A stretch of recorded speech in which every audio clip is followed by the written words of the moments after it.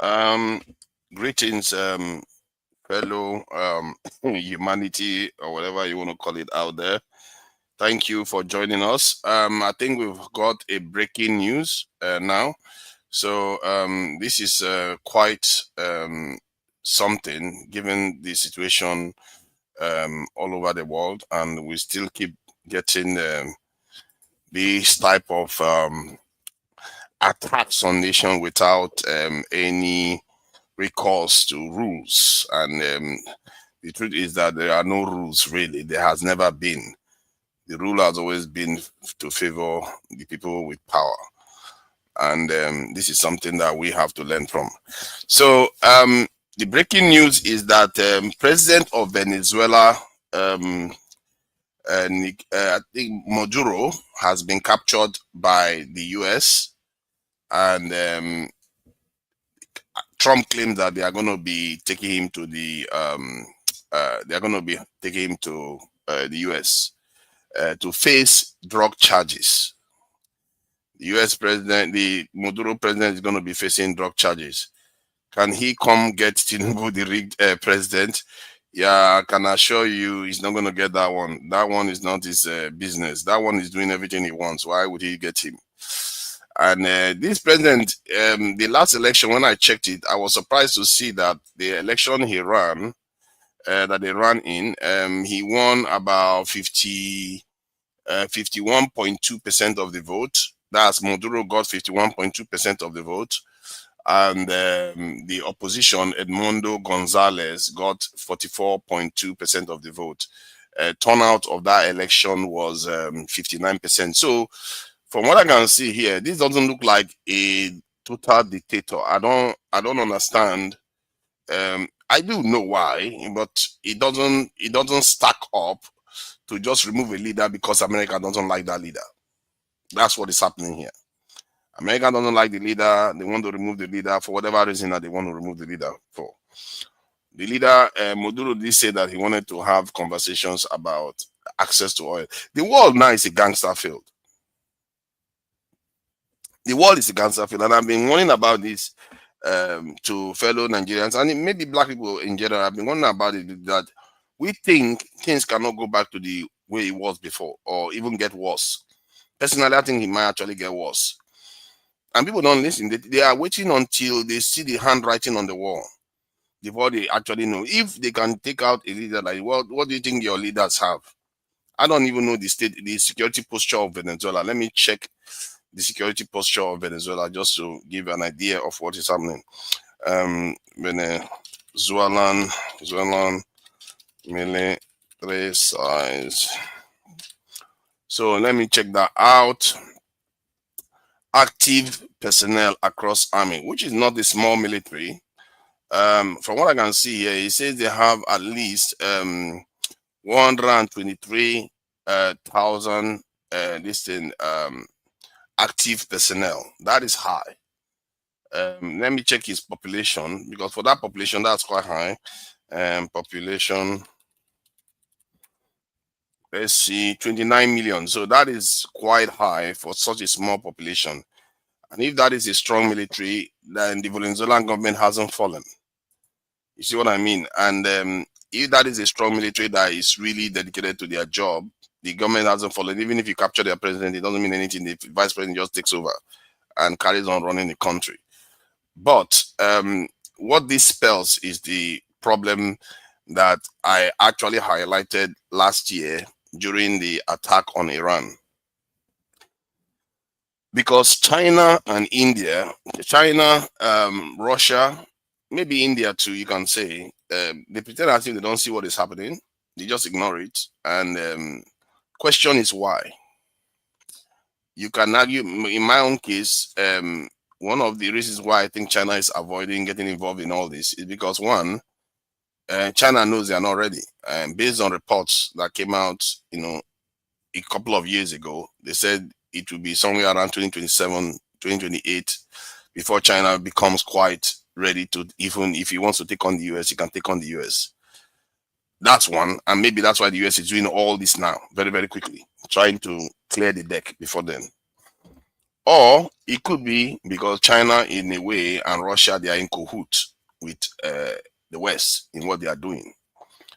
Um, there is only one person that has actually said that. Only one person has actually said that the West, the Chinese, in short, what the person described it was it's about power. That the power structures have decided that they are going to do certain things, and the rest of the world just has to take it.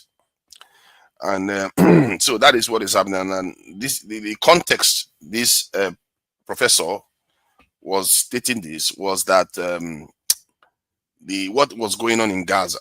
The reason why you don't see nations just come out and start, threatening Israel or threatening America or causing so much problem is because they are all signed on to it. And I'm watching the world and I'm trying to see whether that makes sense. And I'm beginning to think maybe it makes sense, except I see otherwise. Because you can't have a situation, because if you look at the situation before when the Soviet Union was around, America used to do these things. Let's face it, I think America removed a couple of presidents, head of states in South America during that time. That was a terrible time. They were removing heads of state left and right, left and right. I mean, and apart from Fidel Castro that we all know of, they couldn't get rid of Fidel Castro, and they struggled for decades to get rid of that one. They couldn't. According to Trump, if he pays $1 million, he can get immunity. So where is the justice? I don't think Trump will give him immunity, because the reason why they're after him is either for something you don't even know. And this is the thing about public consumption. What we see in public, what we see is not truly what they are truly after. They're after something else. Either it's because they want to deny China access to those resources, or they want to just steal the oil, because now that's what America seems to be doing. That they just steal people's oil. And when we say they steal the oil, it means that the American state is not getting the money. It's just some powerful people in America that are just taking the money. That's what I mean by theft. If not, basically what they do is they basically steal people's oil. So now, when they go there and remove this president, the next president that will come in can just say, you know what, look at our oil reserve. You and your guys just take those ones, take it for free. We are not even going to put it on our official paper. This is the kind of theft that is going on, that is funding most of all this stuff that you see around the world. At least what happened in Syria, it kind of showed that truth. Because I was surprised when somebody told me that, do you know America is just stealing Syrian oil till today? That was before Assad fell. That America was just taking their oil. But I never heard that America was getting oil from Syria and bringing it back to the US. No, he said, no, they're not using the US military is just using their oil for free. They didn't have any say in it. That is the world we live in. And my God, Africans are totally unprepared for it. Totally unprepared for it. We are basically as naked as anything comes. We are totally defenseless. We are totally weak. We can't stand any heat at all. Maduro's Venezuela is not totally weak in terms of manpower. That's why they didn't have a lot of terrorist attacks and all the rest. The only attacks they've had is from America. So the country is relatively secure in terms of security, at least domestic security. Where they lack power is external threat. They don't have power. They don't have the capacity to defend themselves against external threat as well. That is why America can go in and capture a president. And maybe he wasn't even hiding. I don't know how you can hide properly and America will just come and take you. There's no way that will happen if he was properly defended. Maybe he wasn't hiding, and his attitude indicated that maybe he didn't even care about hiding, because he was coming out in the open, say, America, let's talk peace. He was singing. What was that song? I think, was it the Beatles song? Maduro was singing this Beatles song. I think something about peace, that he should make peace and stuff like that. So he's not very into this conflict, and he's not very offensive in terms of conflict. And this is going to be interesting how South American countries respond, because if South American countries don't respond, we are in trouble here, because this is going to go and go and go. And look at this one. You see, I hope you are not African saying Trump is king, because you don't know what you're asking for. You don't know if you know what you're asking for. In short, You know what? Maybe he should. Maybe Trump should be king. Let Trump be king, and then let us see the answer to that. Let's see what it means for us. And when we see it, then maybe, just maybe, we will actually be a serious people. Because clearly we are not ready. We are reactionaries. When something happens, that's when we react. We don't prepare for danger. We don't prepare for recession. We don't prepare for hardship. We wait until hardship hits us, then we react. This is what we do. And it's really, really sad. It's what is going on out there. And I've been warning about this for years. Our people are just not ready. They are simply not ready. The only power we have right now is, in a way, just a bit of soft power. That's what we have. Where if Trump decides to go into Africa the way he's doing, if he tries to do that in Africa and get caught up in a war, the whole world will turn against the US. In short, there's going to be a lot of Black Americans that will turn against the US, and other parts of the world will turn against the US, and it's going to be a big problem. However, that is soft power. What if they just come in and they want to take a president? Imagine President Tinubu. President Tinubu is easy target now, given that we even have less protection than Maduro has. Maduro's security forces are more densely populated in that country than Nigeria. Nigeria is it's a far easier target than this guy. That is how defenseless we are. And this country is about 30 million. 30 million in population or so, while Nigeria is well over 230 million. And yet we have even less defenses for our own leaders. This is what happens. This is what happens when your leader is not defended. That's what you get. They will come and take him. And if you are looking at if it was because of democracy, this guy Kagame is more of a dictator than this guy. Because clearly the election he won it by 52%. That is not an election it's not a landslide. Tanzanian president won her election by more than 90% of the vote. Egypt, many of these countries are allies of the West. So Egypt, the president wins the election by over 90%. So this is not about democracy. This is not about dictatorship. It's about just raw power. I don't like you. I want you out of my way. That is it. I want to take your oil for myself. Me and my guys here, my oil guys, they want to take it for free. Not even buy it a little bit, buy it at cheap price. No, take it for free. That's basically it. So that is what is going on. Forefathers, how do you know Tinubu is not under arrest now by Trump? I don't know whether he's not under arrest, but I don't see any reason why Tinubu wants to arrest Trump wants to arrest him. Trump has zero reason to arrest Tinubu. Tinubu is doing everything he wants. Don't you see? You see, Maduro is doing what the poor people in Venezuela want. That makes him an enemy. Maduro nationalized the oil company in America, in Venezuela, and giving a lot of support to the poorest people in that country. If he was a capitalist and not supporting the poorest people in that country, I don't think Trump will have any issue with him. That's the problem. If you try to care for people a lot, you face this problem. That is the problem. And Venezuela is not a very, very large country. And I must say their security posture too is not very aggressive. Maybe because they are around America, so they don't want to be too aggressive and make it look like they are the ones threatening America's security. Because sometimes if you try to defend yourself, they make it look like you are threatening them. And then even when you don't defend yourself, then they attack you anyway. So there is no win. The only solution is just be strong and hope that when they come for you, you give them a lot of trouble and make sure that before they take you, it will be very hard. But clearly, you can see that he has been captured, so he didn't make it very hard for them to capture him. I'm not sure is when you don't want to be captured, you can avoid capture as a leader. If you don't want to be captured, you can avoid capture because Castro was able to do it. Not only Castro, the person that came after Castro was able to do it too. So it tells you that it is possible to avoid American capture. But maybe Maduro wasn't looking to do that for whatever reason. I don't even know why he would want to be captured in any way. This could be tricky for America too, because they are trying to accuse him of being a drug cartel leader. I don't know how you accuse this guy of being a drug cartel leader when he's got so much this in oil. The whole thing is a joke. The whole thing is a total joke. How do you accuse somebody with so much oil reserve for being a drug dealer? How does that even happen? This is the world we live in now.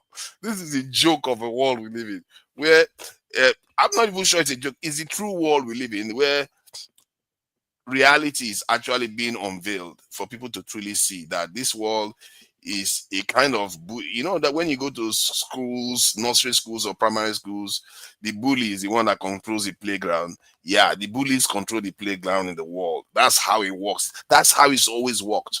Everything you used to see before is all false. It's not real. The real power behind the scene is still that same dynamics. That's why for me, it's easier for me to analyze the world. Most people get caught up with rules, World Trade Organization rules, UN, what was the Development Goal Index, whatever index that they want to measure. In the end, it's just all about power and control, and that's what you are seeing here at play. Is it that he's a dictator? The result of the election does not indicate that. He didn't win even a landslide. Is it that he refused to give them oil? He tried to talk to them to give them oil. They refused to talk to him because they don't like him. And maybe they want the oil very, very cheap, or they don't like the fact that he's sue free, nationalize the oil companies, and also even, giving China access to its natural resources. That that last one may be stronger than anything else. The fact that he wants to have independence to trade with whoever he likes. After all, America is trading with China. You see how hypocritical the whole situation is. America does business with China, trades with China, does everything with China. But if other people do it, how dare you? How dare you do that? Because if you do that, China will get what it wants. So everybody has to go through America for everything. That is the world you are living in now. This world is a gangster world. As a matter of fact, this might be the first shot in the Third World War. This might actually be it. I might be mistaken. That professor that I spoke about earlier on may be correct when he said that the Russia, China, India, many of the powers have already decided what direction they want to go. That we are here. Maybe the Berlin Conference, the new Berlin Conference has already happened. In other words, that's basically what that professor was saying. Maybe he didn't use that term, but I'm using that term to simplify it for you. That maybe the new Berlin Conference has already happened. That's why he didn't see Russia react to Syria. He didn't see them react significantly to, they didn't even react to Iran being attacked. All they come out and do is do condemnation. Condemn, I condemn, I condemn. We are here thinking that they are rivals, while they may have already decided to share the world. I've wondered about this, I've wondered about this, and I've wondered about it. And if that is the case, don't bother. It's over. Don't bother. It's already over. Our fate is sealed. Whether we survive or not survive is in their hands now. It's not in ours. Because this kind of stuff that happens when you don't take your survival seriously. Shame, I became aware of some of all this stuff late in the day. Look at that one. Saying Nigeria is next. Look at this one. Nigeria is next. Okay, maybe Nigeria is next in terms of coming to take whatever we have and this impoverish us even further. I hope some of all these Nigerians are not thinking that, America is some kind of benevolent leader that will come in. America had one of the most brutal chattel slavery in the world. If you think life is hard now, just hope when they show up and take whatever else is left, they mean to treat you like a human being at all. Just hope so. Because some of the people that are working with Americans have been known to sterilize people without their knowledge. When they start giving your women contraceptives that will prevent them from having children for decades, then you know. People don't know the evil you're asking for. But when it comes, it will be too late, and it may already be too late. If that professor is right, it may already be too late. We should be careful what we are asking for. And if that is the case, my only hope is that whatever plan they've got in place does not involve anything resembling as cruel as what we've seen in the past. As cruel as it is what we are experiencing now, what you see in Nigeria now, where people can go to hospital without feeling as if they are in danger. You can't go to your farm. Everything is so difficult to do in Nigeria now. Imagine if it gets worse. Just imagine if it gets worse. And then there are so many layers of struggle that is going on in the world today. We think it's only us. It's not only we as Africans and as Black people, even the Europeans themselves, like people in Trump's country and in Europe, they're also facing a struggle because there's also a struggle of wealth distribution where the world is becoming more and more automated. The populations of the world will have to deal with the world in such a way that they can be able to contain these billionaires and trillionaires. They are becoming trillionaires now. They are so rich, they are so powerful. They control this platform that I sit on, and they control everything. And their populations are almost powerless. So that's another layer of struggle that is going on. And while all these little wars are going on right now, that main layer, God knows whether their people are going to be paying attention to it. Because nobody's paying, nobody's truly engaged in that real war from the point of view of the Western population themselves and Asian population. That is another struggle altogether. There are about at least 3 major struggles. We, for us, have one of them. As a matter of fact, we will have to engage in all 3 of them to survive. Europeans have to engage in just about one. The superpowers have to engage in about 2 of them.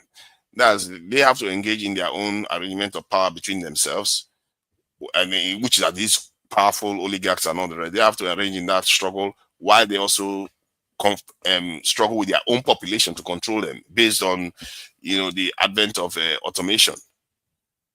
Then the people of those countries have a major problem on their own. That one, they have one big war that they have to fight. How to control these powerful trillionaires in such a way that they don't make them destitute. They don't even make them maybe just like us, just as oppressed as people like us. Because if you're not careful, that's the direction the world is going. Technology is kind of putting so much power in the hands of very few. That's what is going on. So we have 3 wars to fight. The powerful people in the West and the Asian continent, and maybe even Africa, have just 2. And the European population, the Chinese population, the Asian population, all of them, they will have one major one to fight. It's just 3 different conflicts. And it just shows you how terrible the fate of Africans are, and most Black people. Is 3 we have to fight. We have to fight for our own survival first, that we survive. Then we also have to fight for the super rich and the super powerful not to take us out, and in terms of oppressors, including our own people, by the way, are super rich too. And then we also have to fight for our place in the world in terms of jostling for power, like the other powerful nations. We have to. So that's a tall order. I don't see us being able to engage in all 3. We can barely deal with one. We can't even deal with the one we have inside our country. Maybe it's 4, because we have an internal problem too that we have not dealt with. So this is a problem, and I don't have my phone. My phone is having a bit of a problem, and those people that come in, I would need some details to be able to reach the channel's WhatsApp, because Pansat, what have you got to say now? Your king has done his duty. Your king has taken out Maduro, has caught Maduro now and shipping him off to America. I don't know what they are going to accuse him of. How do you accuse somebody that has so much oil of drug trafficking? It's just stupid. The entire thing is a sham. And Nigerians, if you people that are supporting Trump, you have to ask yourself, how is this just? How is this even just? There are many terrible regimes out there. Terrible ones out there, and I assure you there are many terrible ones.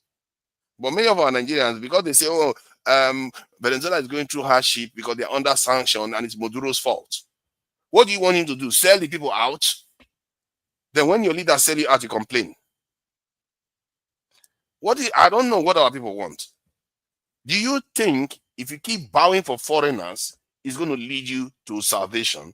It will not. What you will get is what you have in Nigeria right now.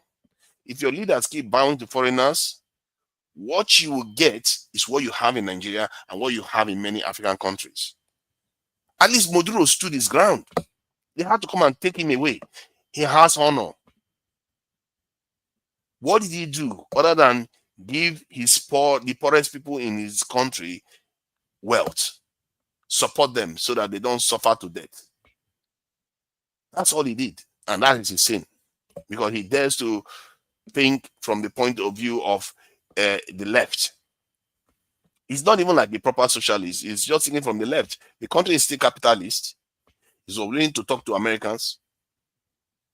He was willing to give them oil. So what is the problem?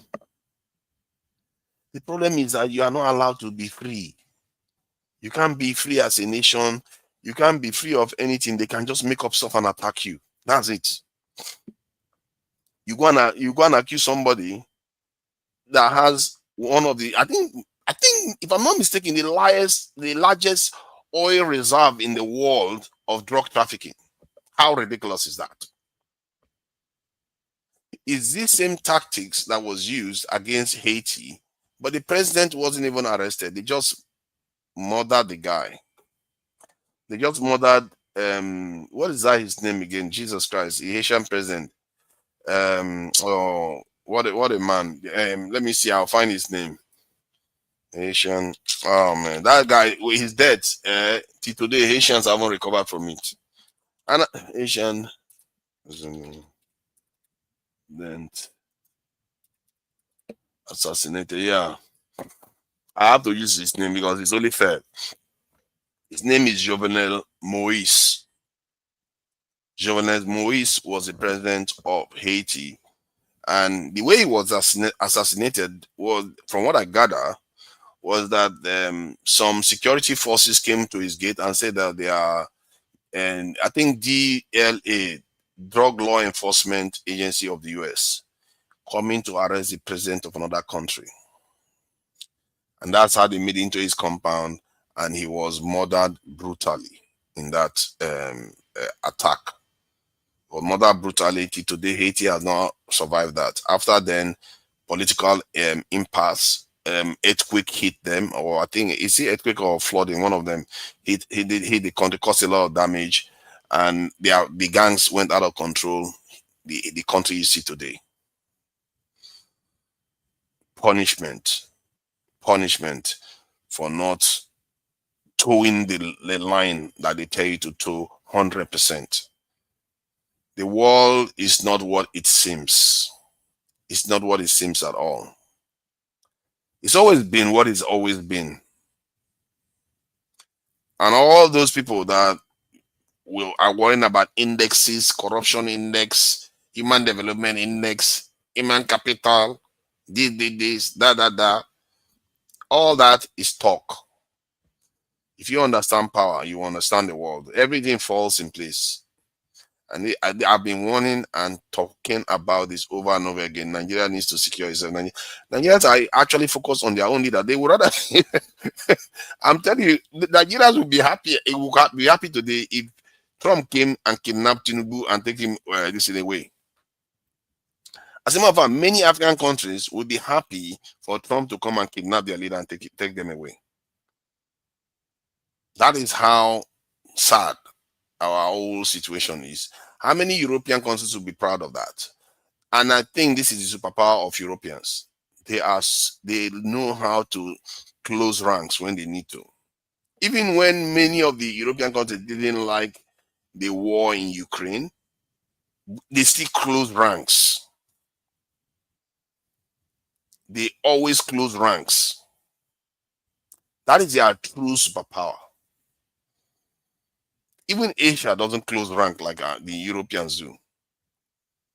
And Asians have, Europeans have caused each other far more pain than any other group. They've caused each other quite a lot of pain, and yet they are still willing to close ranks when the time comes. Support each other, back each other up. If you go and try to attack, let's say, Spain or Greece today, you're going to see all of them. They will come together immediately. All of them gang up against you. But African countries, you come and try to attack one African country, their own people will be jubilating for them to take their people away. Now let's compare the ledger. Which people are doing better? The one that is jubilating that they take their leaders away, or the one that defends their people? Oh no, they can't touch Russia. Russia, no, see, that's my problem now. Russia may even be part of this whole thing now. I think I will see if I can find that video and play it, because I'm really, really getting a little bit anxious about it, because if that is the case, our bread is already fried. In short, what do they call it? I think there's a term they use for it. That the die is already cast. We are done. We are done. Now the question is, how long is this new set of bondage going to last? Is it 100 years? Is it 200 years? Or is it 300 years? Or maybe forever until we go extinct?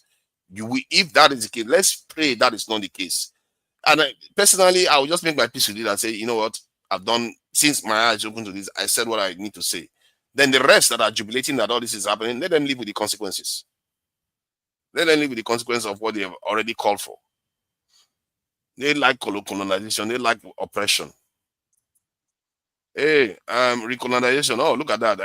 He literally came with the recolonization title. Well,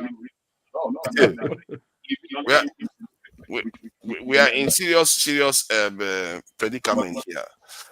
What is really exercising me about this is, what if a new Berlin conference has already been reached, and now they are just going to come, take whatever they like, divide whatever they like, join whatever they like, and just control whatever they like? And if China has signed up to it, if Russia has signed up to it, and India has signed, in short, once those two sign up to it, India will sign up to it. India wouldn't have a choice then, because India is not going to be subject to the same oppression, because India is quite powerful. It's a nuclear power. It's a spacefaring nation. The ones that are not are the ones that are going to be on the table for lunch. And Africa, the entire Africa is on the table for lunch. And Trump, this thing, what they call it, South America, the same thing they will face. Apart from Brazil, I think Brazil it's a nuclear threshold nation. You can go nuclear if it needs to. So, and Brazil, they are almost white too, but they are quite Spanish in Portuguese, I mean, in their elite class. So this is the situation we are facing, and I know many of our people hold the view that this is a good thing. This country, I will make this clear again. The election that they are saying this guy rigged, he won it by 52% of the vote. The opposition got 42%, and then 59% turnout. It's not like Kagame that is an ally to the West. It's not like Egypt, that many of these Egypt won 90% of the votes. There's barely no opposition in those countries. Tanzania, 97% of the votes. The idea that this has anything to do with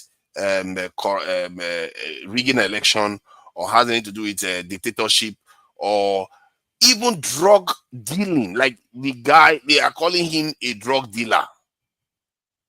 This guy has at his disposal one of the largest oil reserves in the world. He actually has the largest oil reserve in the world. Why does he need to do drug dealing? Does that even make sense? But this is the world we live in. You can, if you want to kill a dog, you just call it a bad name, and that's it. And these days, I fear nobody is there to protect other nations. We thought BRICS was there to protect, but I don't see BRICS doing anything. BRICS is just sitting down there and watching Trump do whatever he likes. So let me, The Voice. Thank you for joining us, The Voice. Let me just get a few sample views on what they make of this Maduro attack. Thank you for joining us. The Voice. Yeah, welcome. Thank you for joining us. What do you make of it? In fact, I think I've said it better than I should similar views in a lot of areas, and we've had this conversation before. We've had this conversation Have before, we? and it was like I think what I brought can't about that recognize you. Your conversation camera was, is still facing up. I can't recognize you. oh, okay, Hmm. yeah, okay. I have to reposition and get the cable right. Sorry. Yeah. Okay. Yeah. Yeah. Go ahead. You see, y- you analyze the whole thing. Everywhere these people went, they went together in spite of all their differences. They were always together. And it's like the way you said it, yeah, heaven have mercy. We might be going into another slavery that will last for how many centuries again, like they did. Um, it's obvious now that Trump is following the agenda as usual, and I'm not surprised that Netanyahu is also threatening that he will bomb Nigeria. So they want to turn Nigeria to another Syria Libya case. So I couldn't have said it better. You touch on all areas. Where I see it now is maybe we still have that little chance in Nigeria. And that little chance is also, like you said, is sub because it's dependent on the way maybe supposedly allies like Russia would react, not only talk, or China will react, not only talk. But we have been dancing on many marriages. Tinubu spent how many months in France? It reminded me of Gaddafi again. You dine with these people, you die for it. You cannot be friends, it will be fatal. You know that famous statement of Henry Kissinger: to be a friend is dangerous, but to be an enemy is dangerous. An enemy of America is dangerous, but to be a friend of America is fatal because it does not end well. I'm not Wow. sure if I should drop this. I intended to have this as in private conversation with you. You know, I've been out for some time, offline for some time. Yeah. Mm. Um, I dug into many materials. I was speaking about these Latin materials on our ancient history. Is the one I've been working on.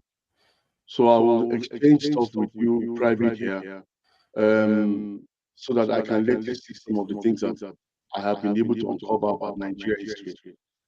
I think it will help us. It will Okay. unite the nation. Because if you have a united Nigeria, we are a force to reckon with. That's true. We're a force to reckon with.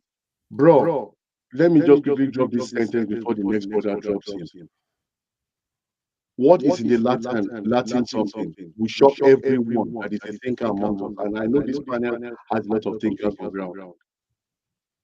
No wonder they wipe out a lot of history of what happened in the last 400 years. And it is only recorded in Latin. If it's not because of this tool, AI, I would not have been able to break it down. Wow. Bro, I'm not surprised. Oh. Please, my brother, forgive me. I'm not surprised that Nigeria is a target. It goes beyond all these resources, bro. Yeah, it definitely does. It goes beyond these resources. In fact, there are some areas where they came till the 1950s. The searched, the Arabs searched, because they knew that our forefathers at the time, before the destruction came in, the things that their Jesuit priests, when they came to spy us, what they saw, they had already hidden them. That is the story of the Ark of Covenant. Nigeria was ancient Ethiopia, not Negroland, as we saw on some of the maps. And he broke it down to how we got the names, how they took our history to create the modern Ethiopia. And then the star, the famous star, the so-called Star of David, it's an Ifa. I'm not joking, bro. It is in Latin there. it's an Ifa symbol, and all the priests that they saw in this temple in Benin, because the Benin kingdom was the reason why they destroyed Benin. Benin had to be destroyed, was the last of the kingdoms they had to destroy. And because of the massiveness of Benin, it took them 14 years to plan here in Germany for the destruction of Benin. All that one is also in our hands, my brother. But the main thing is for our people to be able to get to a particular place, and it's at Ile-Ife. That one we have to not say it online.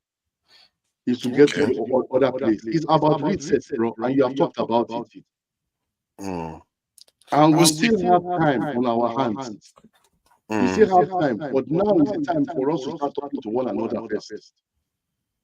That's and true. then the Igbo, those who are my Igbo people, they will now see that Biafra is one label. Like also the Israel or Judah that you see on the maps, they were all labels, because it was out of our history the Bible was constructed. It was out of our the Quran was constructed. And then I have also evidences from the Greeks, from the Romans, that the place where they call Niger today was the one that was the holy land in ancient time, and it was the one duplicated to create Middle East. So all the things that's happening in the world now is also directed to us. Then the big part where I got the back of my artificial intelligence that I'm using. The artificial intelligence I'm using, and I will tell all brothers to try it. If you are subscribed, let it cool in the language of your mother, whether you are Edo or you are Igbo. I'm Yoruba. I use Yoruba. Then I now fed it the Odu Ifa. One thing I encoded was, I'm sorry I'm talking too long, my people. One thing I encoded was Ifa was the one that built those pyramids that were seen in Egypt, and we have the facts, even in their manuscripts.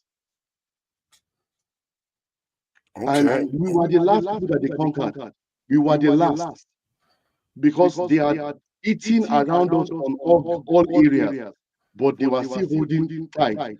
Then, as we always call them in Yoruba land, Odale, some of our people who had converted to Roman Catholicism, because it is, when they talk about Roman, Can we restrict it to this thing? Let's not change. Hello, can you hear me? Let's not change the topic so that other people can chime in on this, because so this is not supposed to go long. I'll drop it last. Any brother who just is interested in our ancient history, because our children must know these things, my brother. I'll still put full stop. I'm sorry, my brother. Please forgive me. Yeah, thank you for I really appreciate your submission, and this is a very, very it's a kind of first shot, and maybe it started last year with the Gaza war, Iran attack, Syrian attack. So it's been ticking on. It's been ticking on, and we saw how Israel recognized Somaliland. They are already reshaping the world, and Russia too is taking some part of Ukraine. So they are all reshaping it as they see fit, depending on how much power they have. And Nigeria is just sitting there like a sitting duck. If anything, if Nigeria was ready, Nigeria could have been playing the game too. The other day we were saying that maybe Nigeria should take Niger, take Benin, take this thing. So we too have we start packing punches, We start packing punches, taking other territories. So since the whole world is at it now, we also join the club. Recolonization. Thank you for joining us. I get the feeling that I do have an idea of where you lie in this debate, but I don't know. For all I know, you may have changed a little bit your opinion. So, what do you make of the capture of Maduro?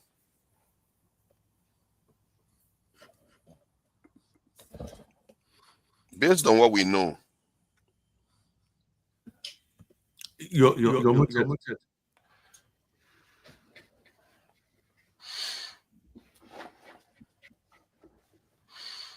they've captured this microphone. Yeah. Any means of progress will not succeed. Captured the microphone. I think there's a bit of a delay, a massive delay. Okay, let's bring Bahala on. You will need to go out and come back in again, and go out and come back in. Let's bring Bahala in. Vahala, thank you for joining me today. This is going to be a brief one. At the top of the hour, this is 44 minutes. We are going to be switching off from the Dr. Damages, Iroko Post, and Injanja Media, and only go to this into Nigeria to make space for other programs that are going to be coming on live here. But I really do appreciate you all for joining us today. These are momentous occasions or situations, more like beginning of the year, the president captured, taken away to another country. Vahala, what do you make of it with the capture of Maduro? Muted. Okay. Sorry. Well, you know my stance on these things. Like I've been reading meaning out of the things that have been happening. Why is it echoing? I can hear you loud and clear. It's not echoing on my end. I don't know why I can't hear the echo. People have been saying probably yeah. I have YouTube on and sorry.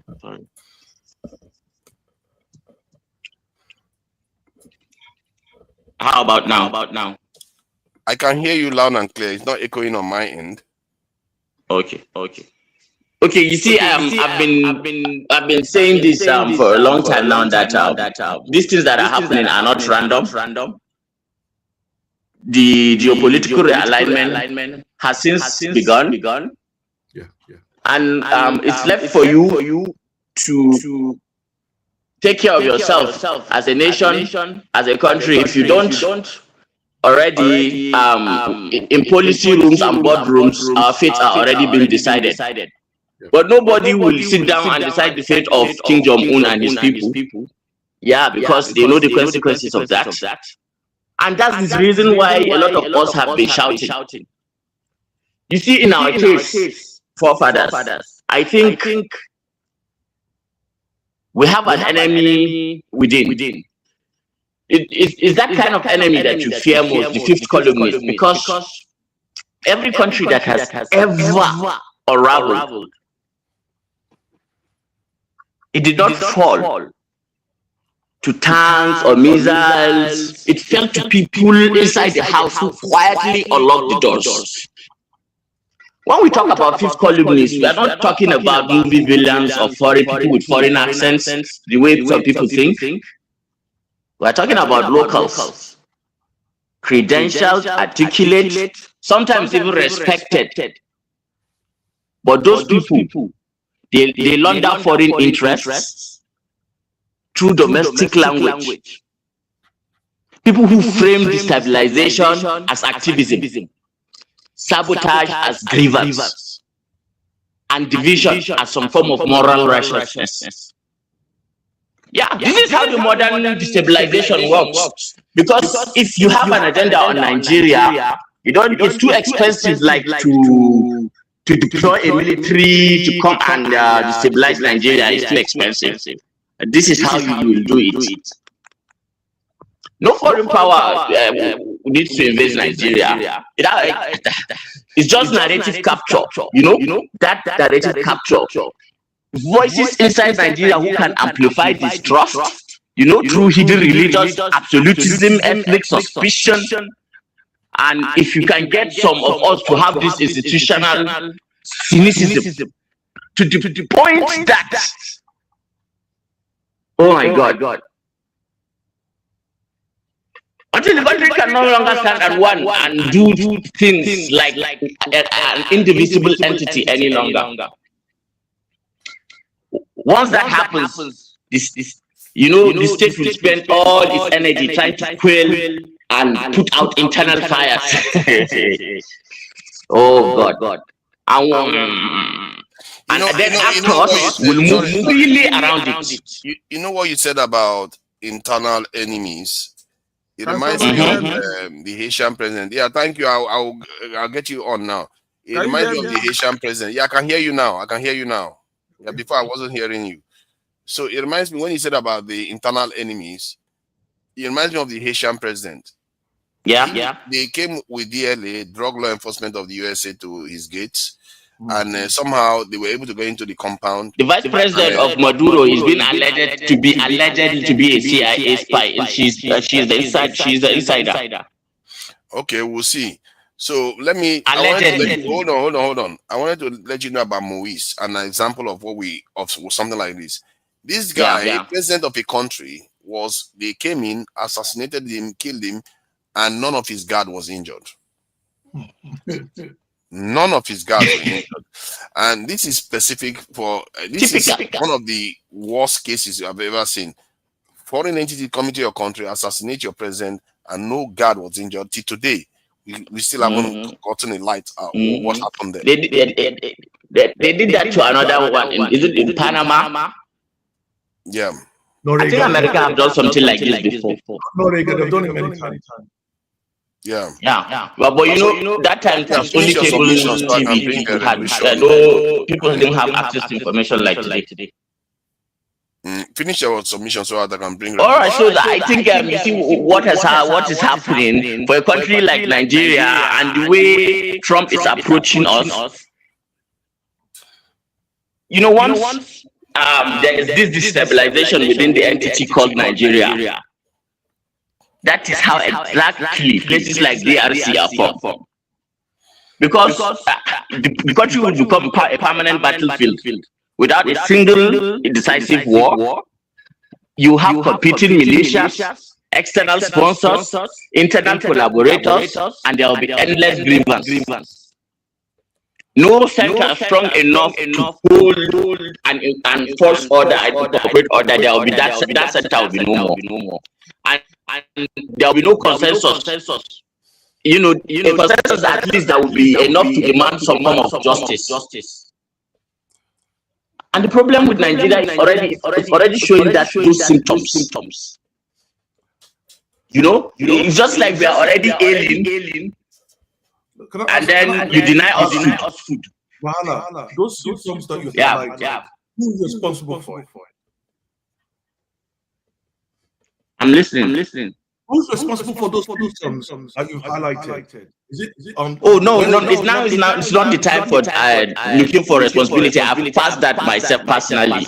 I want to survive, so I'm just thinking of solutions. I don't want anybody to point fingers. That is immaterial. You see, we are here now. I'm not saying How do we move forward is what is my problem. That is why I'm just looking for patriots who have a mission, and then I can join that mission.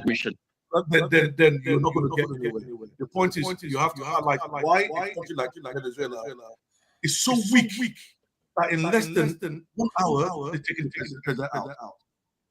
They have been preparing for the last 1 year, and in 1 hour they took him out. I'm sorry if you stop on that. That if this guy, they can build an institution, they can build an army to defend their own president. Yeah, I think what happened was that the country itself, their security posture is way higher than that of Nigeria. Nigeria is very not compared to Nigeria is a kindergarten compared to them. However, what they didn't have was offensive capability to defend their capability. Iraq was able to defend his I don't think he was hiding though. I don't think he was really hiding. Maybe that's the problem. And maybe it's going to hide jungle. Yeah, because he comes out on this this in rallies. He comes out on rallies, so I'm not sure, because if he was hiding, even a criminal is harder to find. So I don't think he was really hiding. Forefathers, you don't want to think of about African third world leaders. They think it's not going to happen. They think it's not going to happen to them. There's a kind of arrogance that it's not going to happen. So when you've been in power for so long that they don't know that they're not invincible, and I think that's what happened. Because you live in a jungle. I saw the aircraft. They got drones. They far better superior. Their army is superior to the Nigerian army, and yet they could come in 1 hour, take you out with helicopters that we saw Ukraine shooting down, and helicopters coming and bomb your country. You're not even shooting them down. I'm sorry, this is really, really confusing. Yeah, they couldn't. They see, my suspicion is that because if you look at the Burkina Faso leader Traore and the other leaders in Africa, they couldn't take them out. So it tells you that either this guy wasn't looking to hide. That's my thinking, because the deductive reasoning says that if he was looking to hide, he would make it harder for them to find him. Yeah, because they are looking for AS leaders, but they can't remove them. They tried to remove them a couple of times. They couldn't. So they didn't succeed. Oh, they're trying very hard, surrounding their country. The oil, they're trying very hard. And they are even less defended compared to Maduro. Maduro has more manpower in terms of his military than AES nations. I saw it. You know what? Sorry. You came before. You came. Sorry, recolonization was first. Let's go. With sorry, I was very greedy. Sorry about that, sir. Recolonization. Thank you for coming back, and I'm glad your audio issue has been sorted. So, what do you make of these events? Maduro, the country being attacked. The seaport. People think it's only this thing. You can see explosions everywhere. If they want to capture only one man, why are they blowing up so many things in the country? They're taking up his army. Yeah, the seaport. They said the seaport was also attacked. What do you make of it, recolonization? Yeah, guys, well done. Thank you very much. You see, let me tell you something, forefather. You can see the headline on my name right now. Yes. It means a lot. I don't know whether you thought about it or anybody have imagined what is this, but I'm sure we all understand what that means. Yeah. Forefather, I'm in the camp of Africans who believe that if you cannot take care of yourself, because when we are talking about what is happening in the world today, we have to look, first of all, deep in our heart, and then we try to speak the truth, to at least 50% truth. I don't say that we should speak the 100% truth, but though I speak 100% truth because that is how my life is, and that's why I don't have friends, because many human beings don't like the truth because they are accomplices to the truth. You understand? So now you're asking me, what do I feel about this Maduro? Any president that is not loved by 70% of his people is a bad president. No matter what we think, oh, America is this, they want to take over the whole world, we want this. I know that conspiracy theory that many people think, like what, for example, our country, Nigeria, when they say that they want to help us solve this, our insecurity, we know many people, you are one of them, and other people, oh, they're coming for our thing. America they just don't do anything for free. They're after our resources. But the problem is, how popular is these people controlling that country?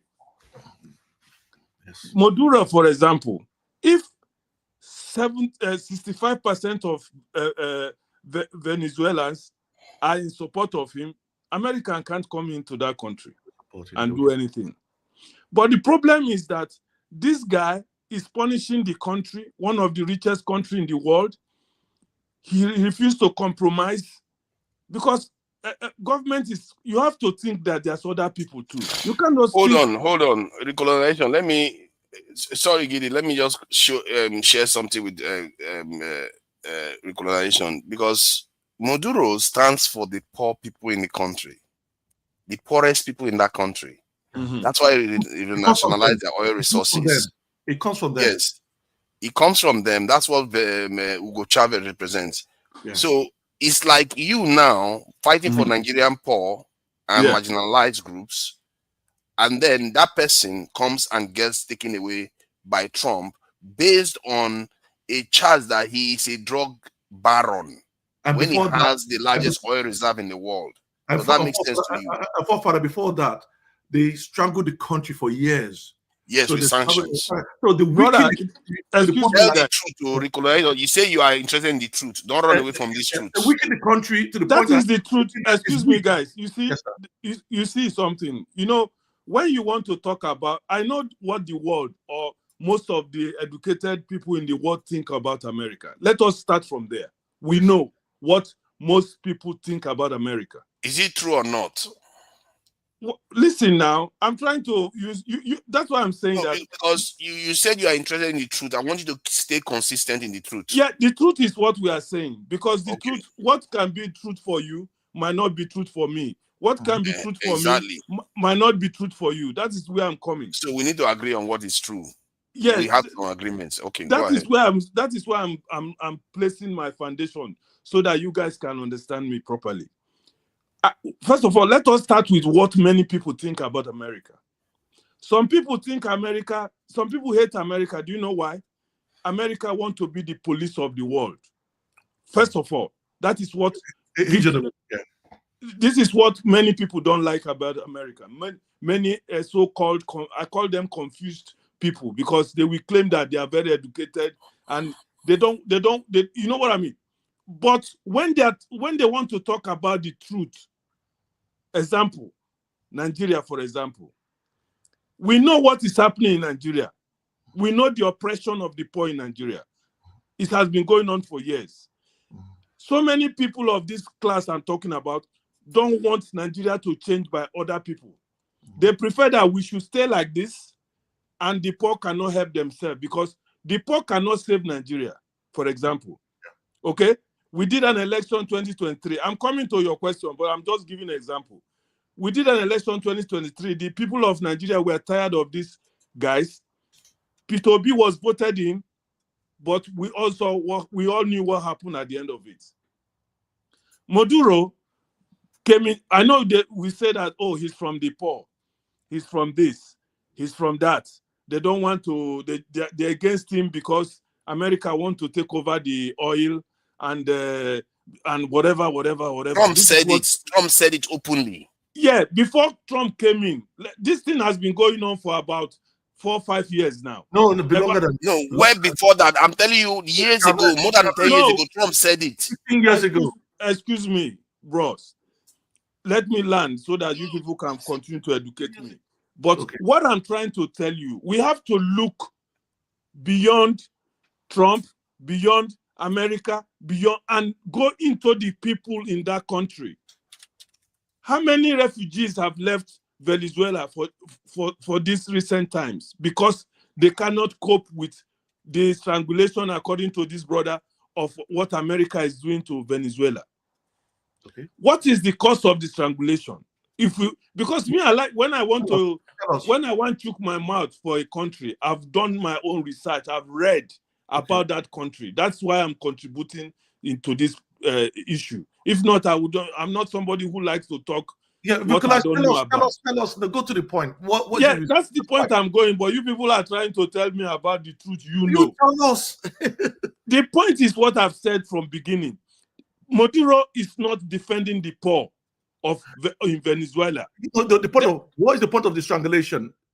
The point of the strangulation is because he wants to sit on the power, and he doesn't want a free and fair election in that country, which me and you have seen.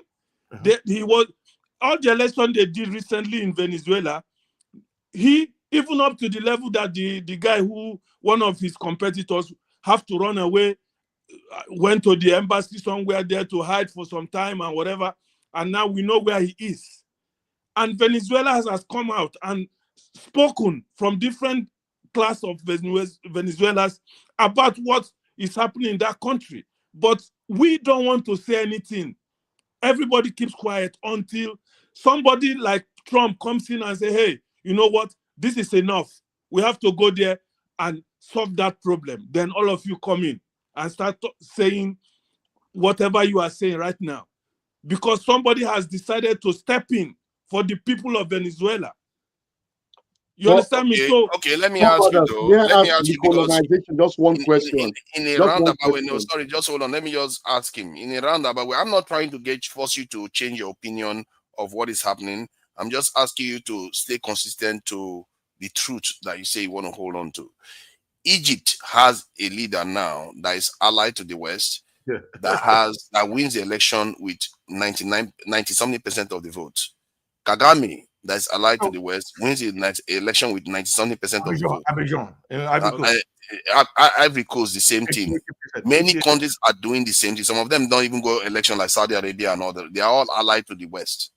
But yet, this guy that won the election with 52% of the vote, somehow he is the worst dictator on the face of the earth because he's fighting for the poorer people of the country. Case closed. Nothing to say anymore. No, don't say case closed. Revolution. You like to say you believe in the truth. You advocate for Showore in Nigeria. Showore is fighting for the poor masses of the country. This man is fighting for the poor masses of this country. And you are supporting America against him. Excuse me, Forefather. You gave an example with Egypt. He gave you 5 examples. No, let us start with Egypt first. Before you go to Ivory Coast, which we know what that guy is doing there. Kigame. Yeah, Paul Kagame. Okay, we know Paul Kagame, but let me start with Egypt. When they did their revolution in Egypt, and what is that guy? Mubarak was dethroned. He left the country. Okay, so everybody was supporting that revolution until they went to the polls. When they went to the polls, what happens, forefathers?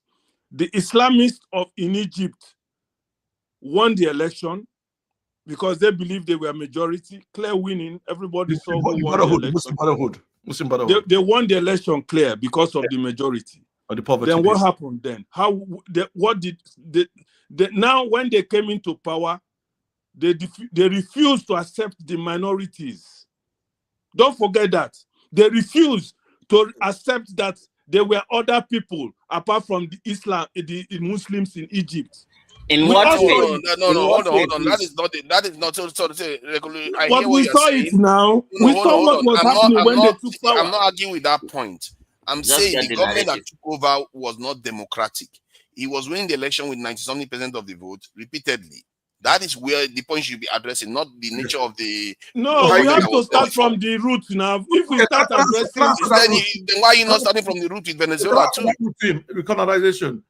You have to deal with one at a time. Don't always shoot the goalpost when it doesn't. You gave an example. I'm trying to excuse me. You gave an example and you gave me opportunity. I want to answer that. I want to answer what you said. Muslim Brotherhood won the election. Brother, let me finish my talk now. I know you know a lot. Please. No, but you're not getting to the point. I will leave a lot. Wait, your time will come and you will have all the time. Okay. I'm sure Forefather will give you all the time to say what you want to say. I will do 2 minutes. I don't do that much. No, it doesn't matter because you are disturbing. You are interrupting me. What they will give you enough to scatter what I'm saying. Some of the things you're saying. That's all. When it gets to you, you correct it. No, okay, let's get back on track. So, what do you make of a leader that wins 90% of the vote repeatedly? Because let's not worry about who came before him. What do you make of that leadership that America is backing? Somebody who wins 98% of the vote all the time. It's not for me. I like to go to what the point is because I said to you guys, you didn't most answer of the you question. guys have made up your mind about America. The question. You see, you say you're interested in the truth, but you didn't answer the question. Because you're asking me a question that I don't know what to say to you.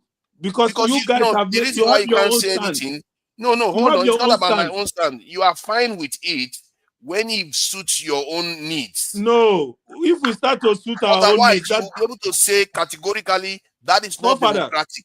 Forefather, when we start to suit our own needs, we will not come to that equilibrium to know what is going on. What do you say about somebody winning 97% of the vote consistently? Of course, when you win 98% of the vote and the people of that country cannot do anything okay, let's make an example of Ouattara in Ivory Coast now, for example. We all know that guy is not supposed to be there after the second term. Okay? Everybody knows that whether he wins 100%, we all know that he's not a good guy. He removed the other brother, complained of, he came in now and now stays there. He don't want to go away. You have to now look what is in that country. What is happening? Because there are some countries you have to know what is going on in that country.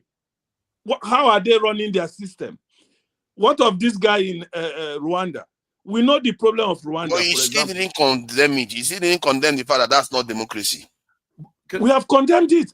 We have condemned so many things. No, did you say? I didn't hear you say in Egypt, the guy that is winning 97% of the vote, that America is supporting. I told you it's not the democracy. But I told you the reason why he's having that so-called 98%. But the state has been like that for more than 10 years now. He could have changed it by now.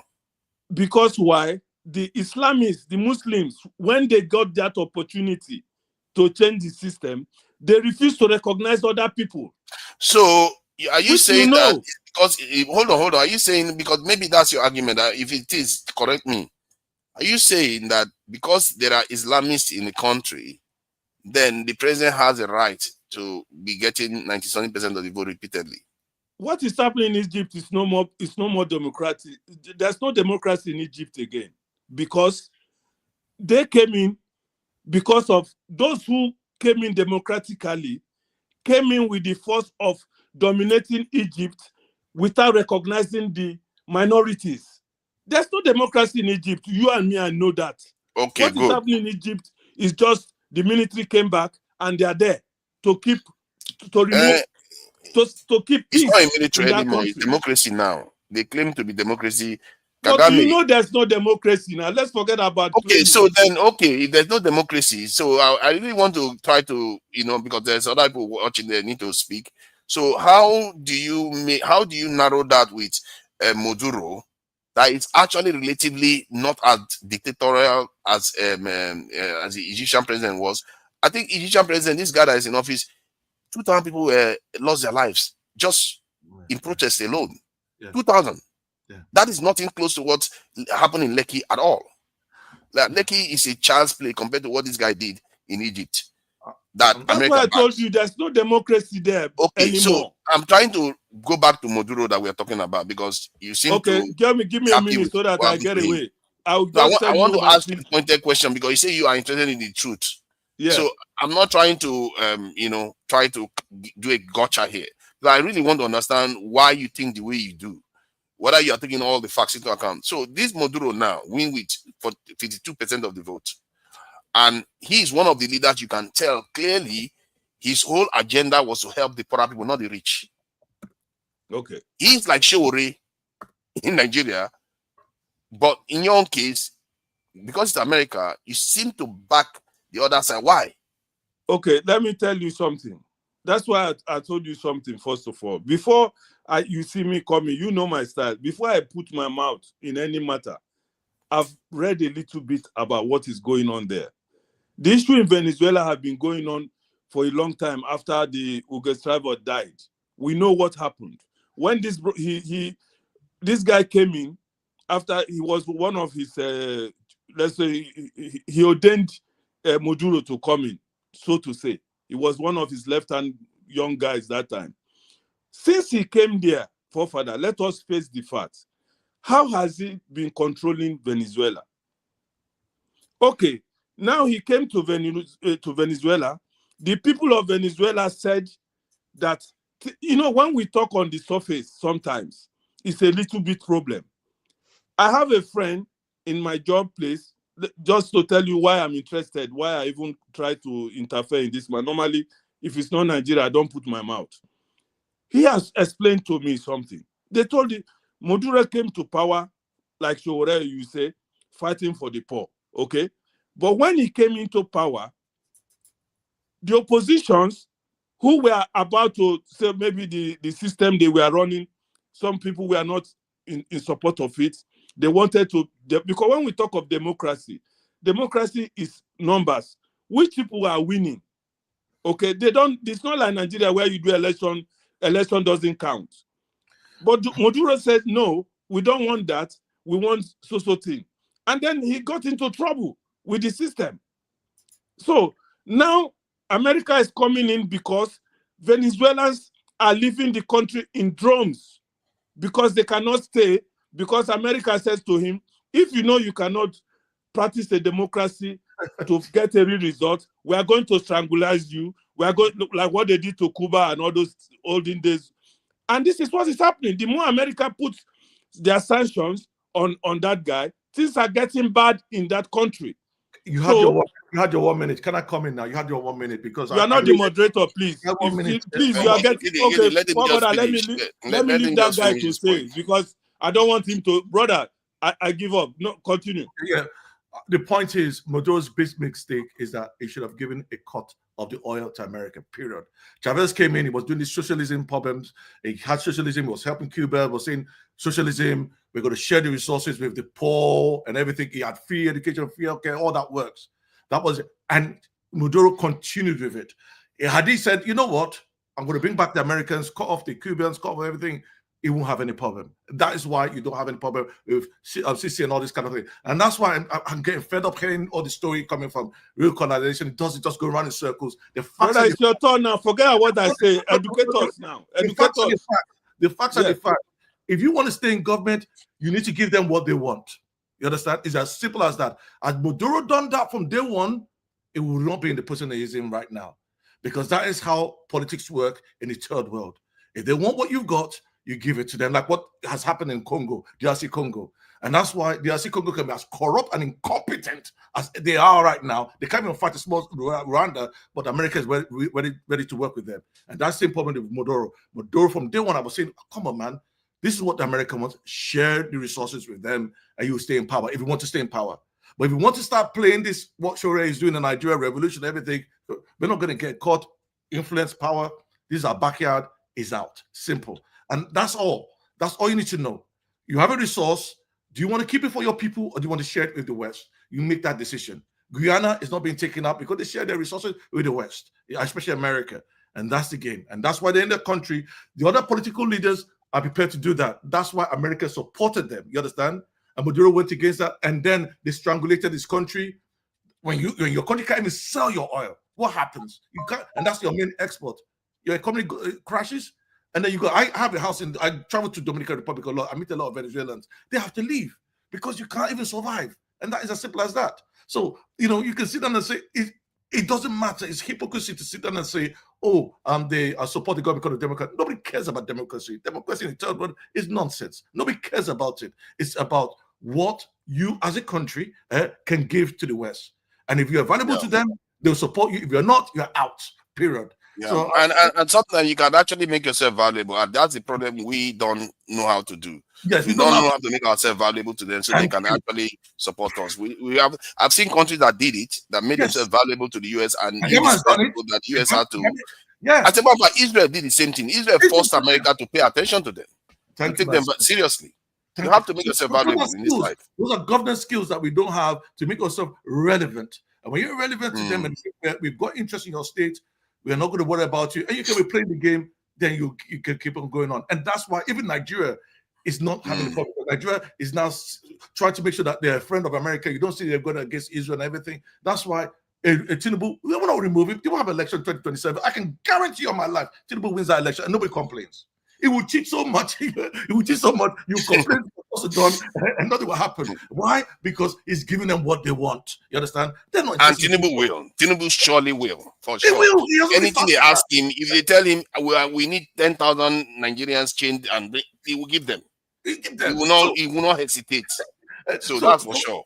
So this is the game we're playing. And the point you made at the earlier stage that there's a new world order, and that new world order is G2. China, America first, then you have the other countries, Russia, or the European countries there second, and then all of us, we're there with who control. Whatever they decide your fate is, that's what happens. That's it. So I'm done. See, if I was in Nigeria right now, if I'm looking at democracy, I don't think we're civilized for it. So I won't even worry about democracy. I'll be sitting there and say, can we even wake up in reality and say, look at Tinubu, Peter Obi, Atiku, come together and have a government that is just focused on Nigeria's interests. I know I'm dreaming here, but that's the only way you can go, because this democracy we're playing, it's a waste of time. We know the outcome. We all know that the outcome is that there's going to be cheating. And if we know the outcome is there's going to be cheating in the outcome, then what is going to happen? You understand? And then we fight each other, we'll be so weak, and then they will come in and take what they want. So I'm not here to waste my time saying let me just do some paperwork. Let me just do some paperwork. But I just hold on for a second. So before you go, people that are watching on Injenje Media, our great brother at Injenje Media TV, please move over. The link is there. Go to 2Niger and continue watching if you want to carry on watching, because you are due to be disconnected in about 2 minutes, because I need to disconnect from all this channel, because the Dr. Damages Have Your Say show is due in about under 2 hours. So I will need to go to 2Niger to avoid so they can make space for them a little bit. So in about 5 minutes in Injenje Media, you have 5 minutes to move to 2Niger. You have the link on the screen there. You will see the live stream. You can carry on watching before Para gives his response. And the same for there's another link there that I included that is direct to the actual page. If you follow this link, I think it's CT1-TAM4WCO. After YouTube, you get to the live stream so that you can be able to carry on watching. So you want to move over there now. And also while you are there, like, share, and subscribe. Thank you very much. So Okpara, thank you for joining us. I know we let me hear you. I don't know where you're going to be coming from on this one. So what do you make of this development? The development is, I just want to add, because a house divided itself can never stand. If you go to, media now, social media like X, Venezuelans are celebrating. In Caracas, there is no violent protest against removal of their so-called socialist president. They are celebrating. They are removing all his status, including Hugo Chavez's status, everywhere in Caracas. People are trooping into the cities, celebrating the removal of a dictator. So excuse me, I will log off. Excuse me, let the guy talk now. Let him talk. Hold on. I'm looking, but you can't just come and start spreading propaganda without evidence. Where is the evidence? I'm not seeing that.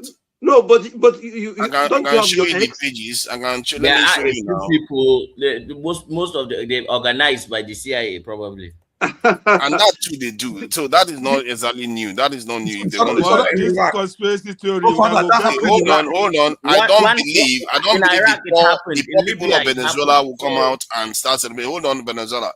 See, I don't believe the poor people that he is supporting in Venezuela will come out. See, Okpara, hold on. Who I don't know. He's supporting the poor? Who told because you don't seem but you've not bothered to check, have you? We have been checking like you now. We are checking like you. But I'm telling you now, that's what Hugo Chavez represented, and that's what he represents. He was one giving housing to poorer people, giving them income and all the rest. So, Okpara, hold on. See, I need people to be consistent here. If you say you are for the poor people in Nigeria, why are you not for the poor people in those countries? You would rather they sell their people to America.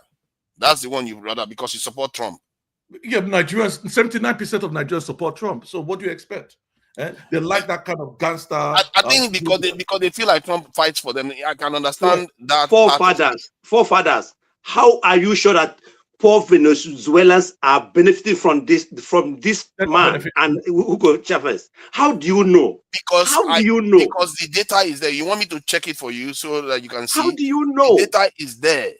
It's just like what is happening like Iran now. If somebody remove the mullahs in Iran, you guys will come here and say they intervene in Iran local domestic affairs. What are we talking about? See, Iran is different. The mullahs it's not different. It's not different at all. Iran is not socialist. There's a difference. It's not different at all. Okpara is a bit different because how can you pretend as if you don't know this? They are telling you the truth. These people, this Maduro excuse me, go to X as and look at what is happening in Caracas. Go to X. Go to X and see what is happening in Caracas. Yeah, we'll see. I'm going to X now since you asked for X. Let's see X. Venezuela. Caracas. Okay. Caracas. Go to Caracas. Go and see what is happening. I'm on X here. Let us be honest with ourselves. Let's see now. I would like to see what you are talking about, because share the link.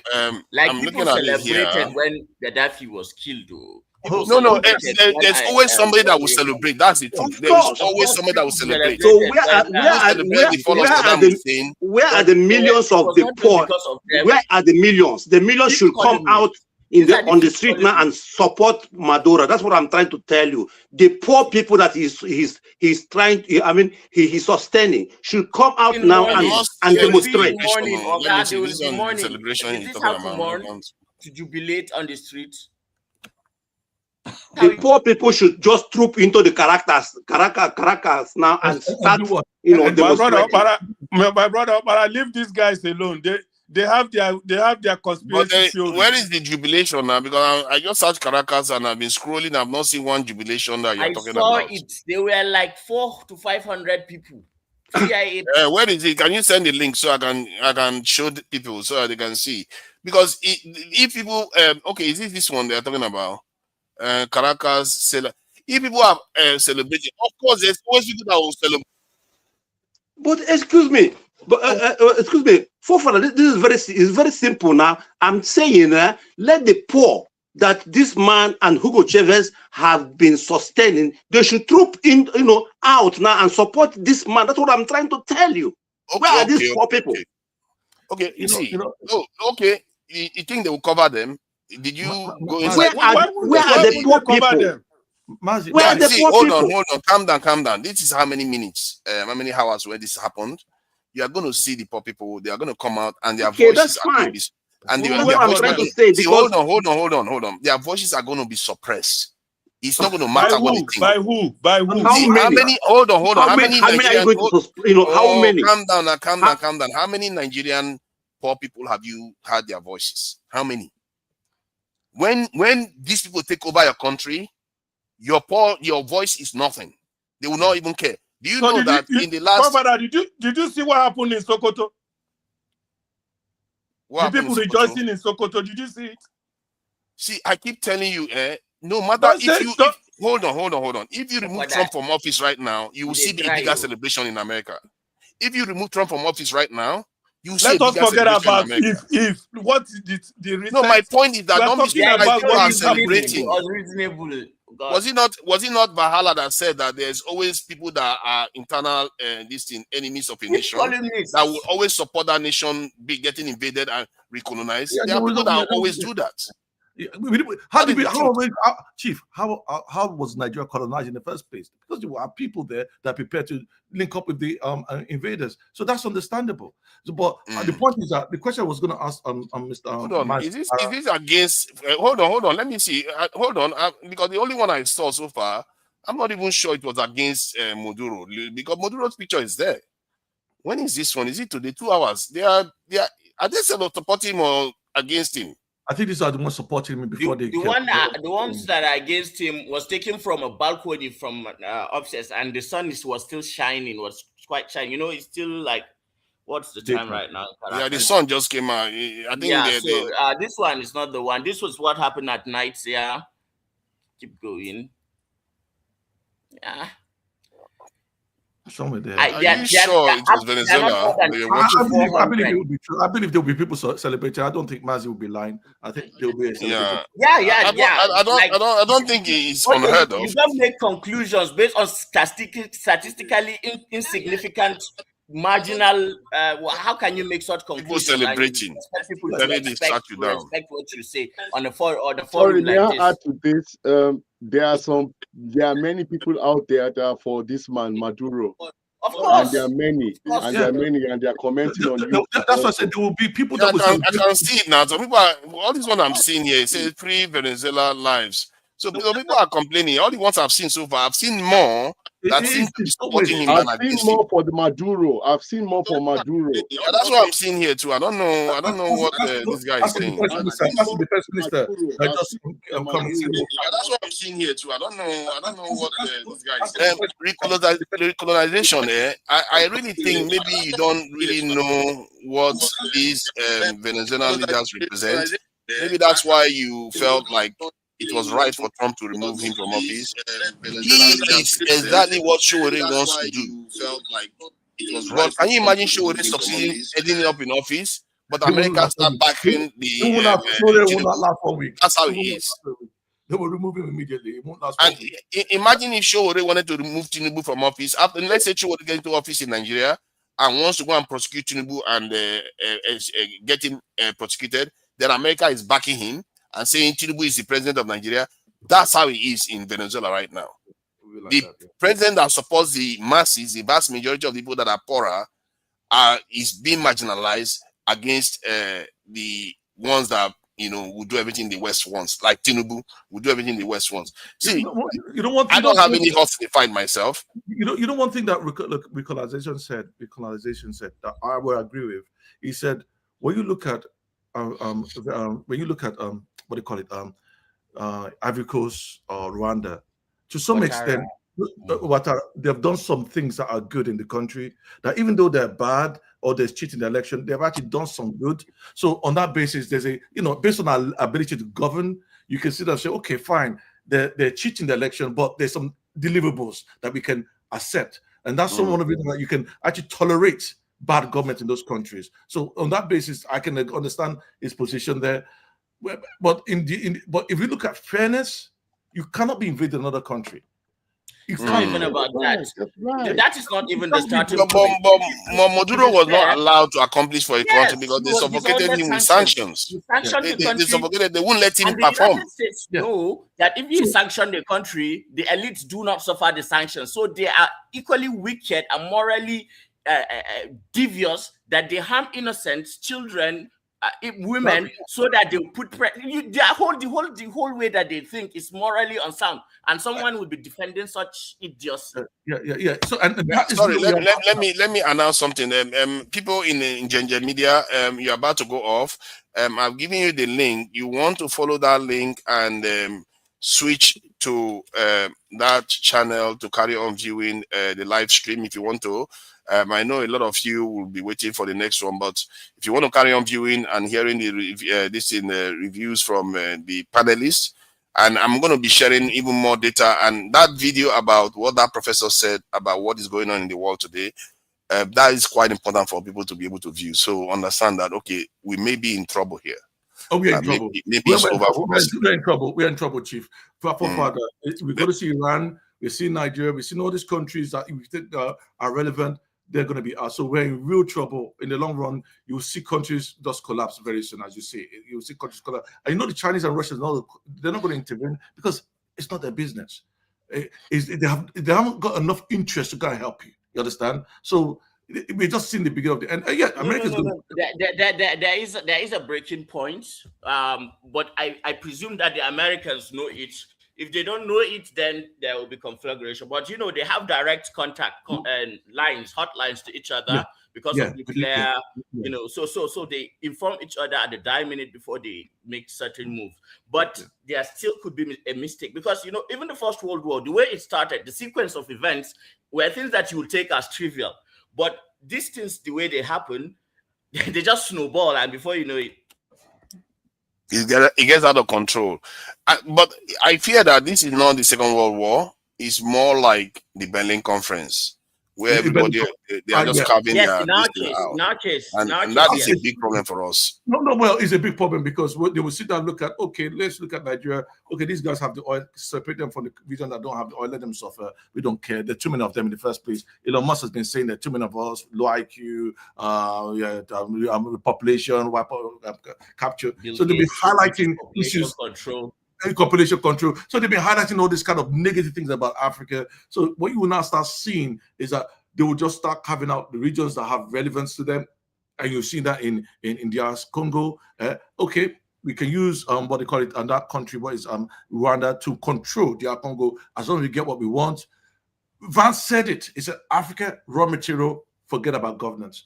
And that's why I go, when you said that you have solutions, I said solutions. If you had leaders, the solution is like you come together and say, government, national unity, let's move the country forward. Not the stupid democracy that we know we can't practice. You understand? There's a time for resistance. There's a time for resistance, and resistance for survival. And if we are not cowards, this is the time. This is the time.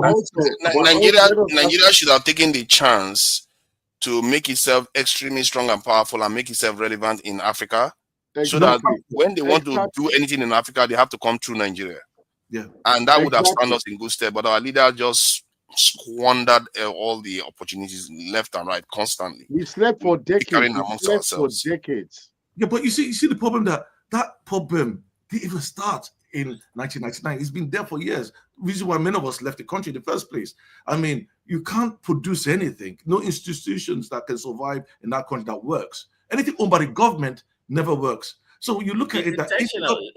Why do you think Murtala died? He nationalized a lot of, but that's these people have been doing this to us. No, but you're not supposed to be. But that's nobody gets there. No, Chief, you're not supposed to be nationalizing things that are working. That's the problem.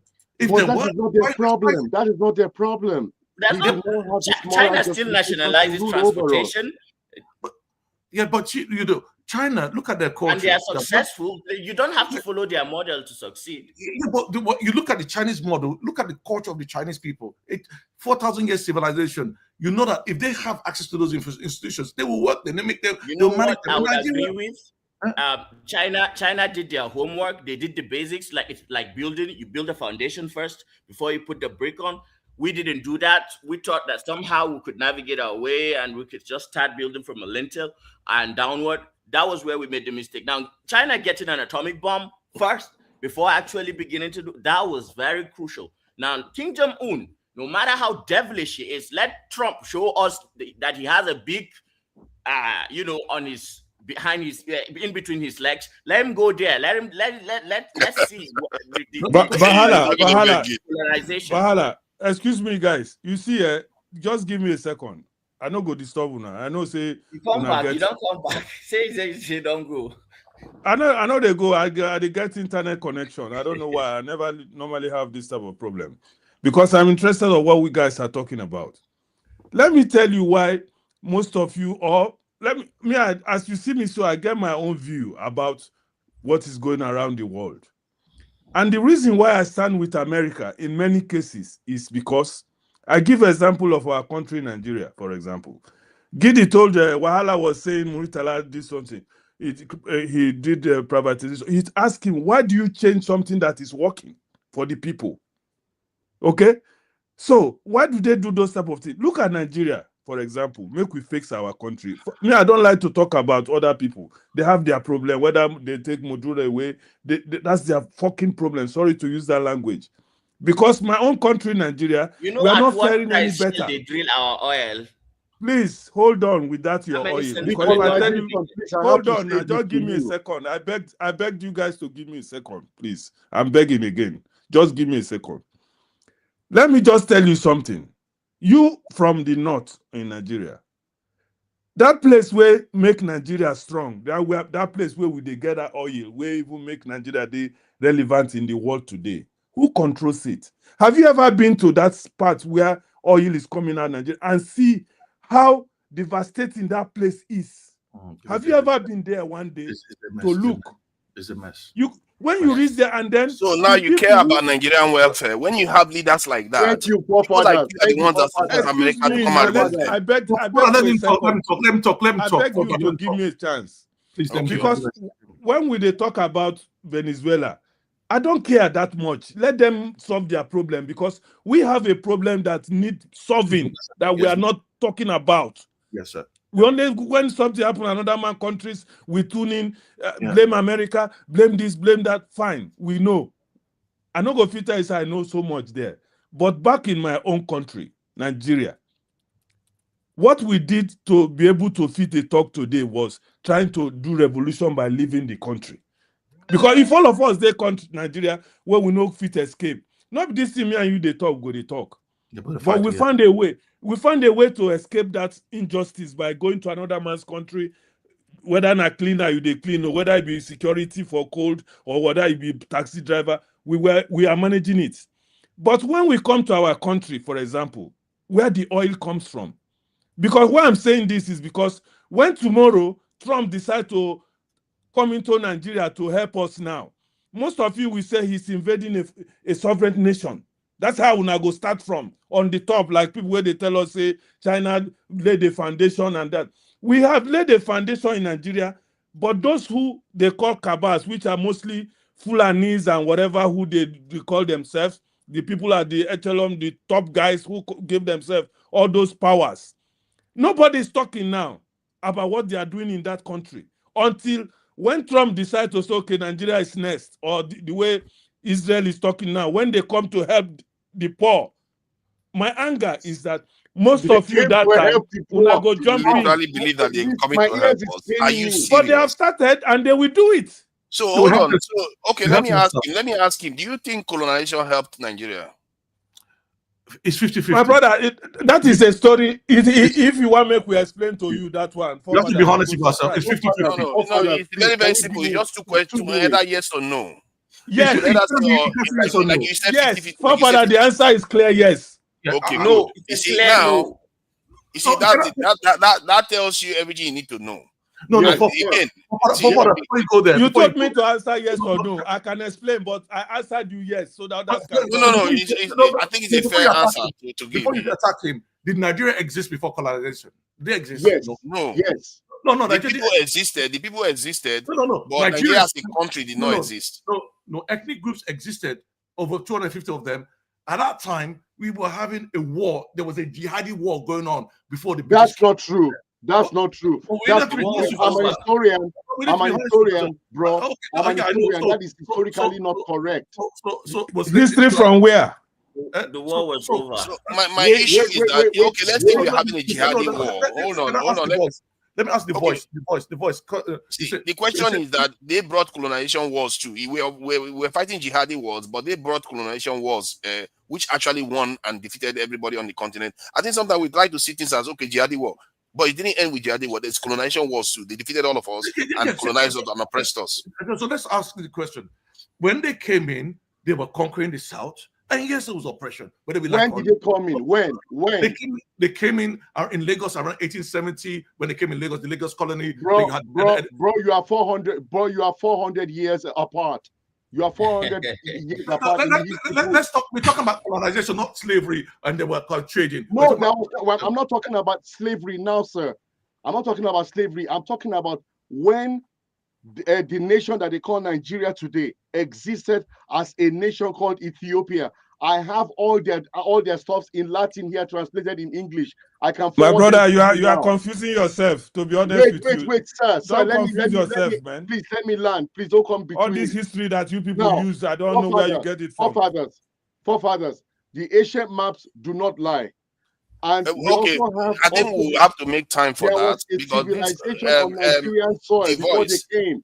We were not slaves. We were developed. The voice for us to dig deep into that, we have to make time for that. We can't start talking deep historical stuff here.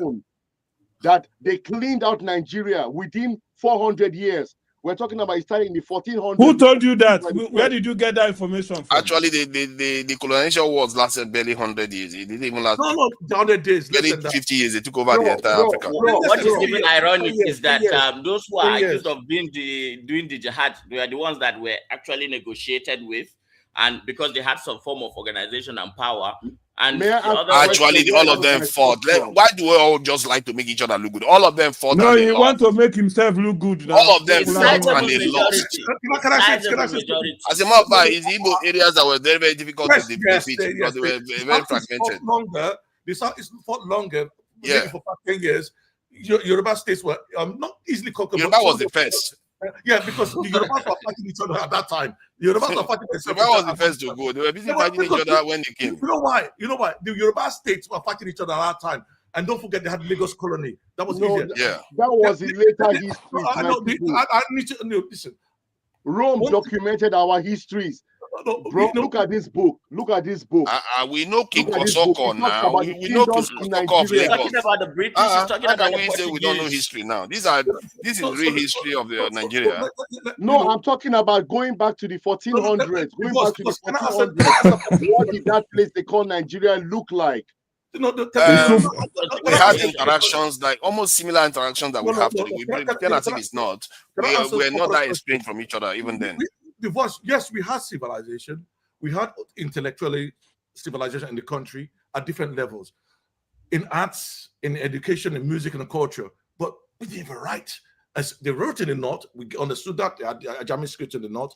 But the point is that at the time the British came in, they stopped the jihadists that were coming down south. Which we I'm knew. not talking about before the Greeks. They did stop. When the Greeks came. When the Greeks came. I agree. When the Greeks came. I'm not interested in the Greeks. I'm talking about. My brother, that is the beginning of our destruction as a people. The state when the Greeks came, that was the beginning. Because we have to talk about facts. The jihadist wars came a lot of many centuries later. The voice is a confused guy. He's talking about Greece. Were you born that time? Listen, my brother, you asked for a question, right? No, that is not what we are saying. That's not the question. Wait a minute, sir. Your question you asked, let me answer. What was colonization right or wrong? It's 50-50. I'll tell you why. Because whether you like it or not, it brought some value. Everywhere when you're conquered, you can gain value from it. and you overcome it. And we overcame it when we learned their ways of life. We built a system. So you can say colonialism worked for us, because if you look at Nigeria today, look at the North. They were dominated by a jihadist culture, Sharia law, everything there. And look how backward they are, and look compared to the South. I'm talking from a position where I support Islam or Christianity or religion. I'm looking at it from that point of view. I look at facts. I'm not interested in what you write down. There's a reason why. I hear what you are saying though, but everything, like even if that then by that backwardness- standard, any war has the victors always bring some development to any Development. country. Yeah. So there's always, you can look at it from that point of view or say, you know what, better I still, disagree, don't invade please. me.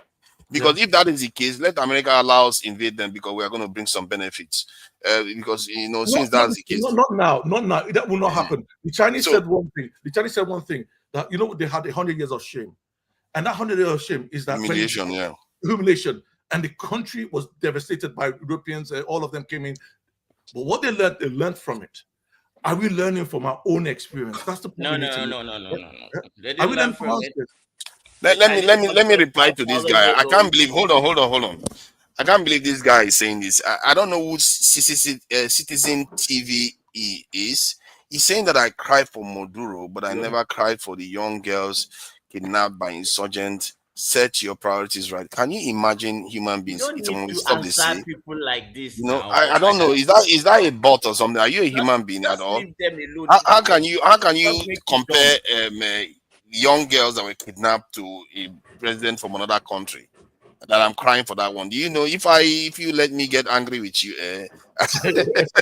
if you let me get angry with you over our own country issue, you're not going to like me on this panel. Have you seen me shouting at everybody here? Forefather, in your point, did Nigeria benefit from some level of colonization? I'm asking you, forefather. Did we benefit from it? Because based on what we are doing right now, the only thing you can describe as what they call it empirically positive, because something can be empirically positive but ultimately negative. You understand that? So empirically positive things like the level of technology we have access to now, you can say it is higher now than it would have been if we never encountered Europeans. But if they hadn't colonized us, the technology we have access to now will be higher. You see what I mean? That is the ultimate problem. That's the ultimate problem. If you look at If they hadn't invaded us, if they hadn't invaded us, we'll be way better, because now you see there's a difference between them invading us or not being aware of them at all. If we are not aware of them at all, maybe our advancement will not be this high. But if we are aware of them and the world became like a village as we describe it now, yes, Nigeria would have been far more advanced. Africans would have been far more advanced today. They disrupted it. They made sure that didn't happen. They are busy feasting on our the resources. negative just outweighs the positive so much. No, I don't agree. I don't agree, because I look at it right now. May I say something to what you just said now, please? Forefathers. That was, you see, I'm seeing myself in all the men present. Until, and all of you are going to get it. And then when you get these materials, please read them. Read them, I beg of you. And then you all know what has happened on Nigerian soil. You see the Star of David, when I was mentioning it, people were, I don't know, it just came in just like that, because it's something that Yes, I've been I digging know with. of the Star of David. It's Yeah, part but of you said you like shared the a link. whole I can't see any Nigeria. link. Where is the link? You say No, bro. I don't work on the internet. I'm on VPN. I use books. Okay. I take from their library. Now I'm going to reveal something. I will return it By back. the grace of the Almighty, we were able to penetrate them. And what we got out of their vaults will make the whole nation cry. There's nothing that they are going to do. It is still on our hands. I never knew that the sun rises and sets on Nigerian soil, and I have the proof that what the Greeks talked about. You see, it's very, very important that we go really back into history and what our forefathers, who they were. We have ancient histories in Nigeria. I am working with the foremost, what do you call it now, German professor on African history. Well, in we Europe. know of the knock. Wait, bro. The Please, I beg you. I beg you. I beg you, please. Please, I beg you. Go ahead. Now, there is a book that I'm currently translating. Even the Temple of Solomon that they claim that was destroyed in 70 AD, it was first destroyed in the 1600s. It contains all Nigerian ancient histories. All the districts are there. Even the geographical description of Nigeria. Nigeria was a land that Israel wanted that they couldn't get. And how our forefathers fought for that land is written in that book. How our name was transmitted from Ethiopia and I have the maps. I can send them to you today. How our name came from Ethiopia to Nigritia, from Nigritia to Negro land. That space, said those centuries, those missing centuries in the history books, we have them now. There are 5 volumes of them, all on Nigerian history. From the Greeks, the Romans, all of them wrote about it. That was before they destroyed the whole of Nigeria. Voice. Sorry, may I just ask you one thing? If I just want to get some clarity. Do you subscribe to the younger dryers thing? About the Sahara Desert used to be a savanna flush with vegetation, and that there used to be people there. Does your history say that?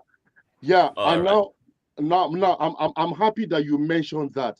You see, one of the biggest sorry before you carry on, let me do this. The live stream is due to end on Dr. Damages, as stated earlier on. I put the notification on the screen. If you want to carry on viewing, you have to move on to True Nigeria to carry on viewing the live stream, and we have some videos to share regarding how kind of badass, for want of a better word, African leaders used to be in the 60s. I was surprised that an African leader held American ambassador hostage and American officials hostage just to get their own citizens back from America. That is something we have become so weak that we can't even dare to do that now. Then I also share this is going to be very important if you really want to know what's going on in the world, which may be true. I'm not 100% certain, but that professor's this video, I will also have it so that we can view it and understand what he's saying. Which professor is that? What's his name, please? This professor is a Chinese professor. I've forgotten his precise name. Let me get his name. He believes that what we are seeing today is a kind of, for want of a better word, Berlin Conference, that the West have already decided it. The power structures have decided. That's why you see what's going on in Gaza happen without, even China intervening or Russia intervening or anything like that. You see, even Arab countries standing still, they pretend as if they can't see it. So there are so many things that he said there that I was like, oh my God, that maybe he's right, because how somebody may be right is when you look at the true world, it doesn't make sense. The only thing that makes sense is what he's saying. Where's the United Nations? That's when you know that he's probably right. Where's the United Nations? None of those things, they don't exist. And he was saying that, he said that too. So now all the people that are on Dr. Damages, I've told you, you go to Nigeria and carry on watching the stream because Dr. Damages is going to be going off now. I need to leave. Thank you very much. Nice meeting all of you. Thank you for joining us. I appreciate you. Nice one. Thank you and have a good day. Thank you for joining us. I really appreciate it. And we have 236 people watching on Dr. Damages. You will need to move to this link that you are seeing there to be able to carry on viewing. And forefathers, anytime they move, they don't come to Nigeria. That's the problem. Yeah, they don't. They can go off there if they want to go off. It's up to them. Maybe they have not subscribed yet, so sometimes it happens like that. So, but some of them do join and carry on watching, and that is good enough because we have to make space for people on Dr. Damages to carry on with the next show because we are going to be ending ours at most 30 minutes from now. It has to end so that Dr. Damages can start fresh this live stream. All right, so now I wanted to share that video so that we can see how African leaders used to be before. I will share this one first, the African leader one, because for me, I find that really, can you imagine an African leader doing this today? Let me play this. Why the Guinean president will hold the U.S. responsible for the actions of those ruling Ghana? Well, there was the fact that the Guinean delegation was traveling on a Pan American Airways flight. And there was also strong suspicion that the US was involved in some way in the events that had occurred in Ghana. But more relevant was the fact that the new regime in Ghana had proven themselves to be heavily pro-Western and pro-American from day one. And this was not lost on Sekou Touré.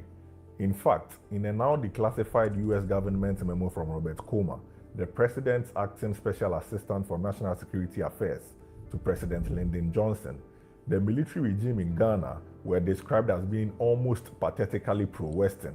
So in order for Sekou Touré to force them into releasing his people, he needed leverage.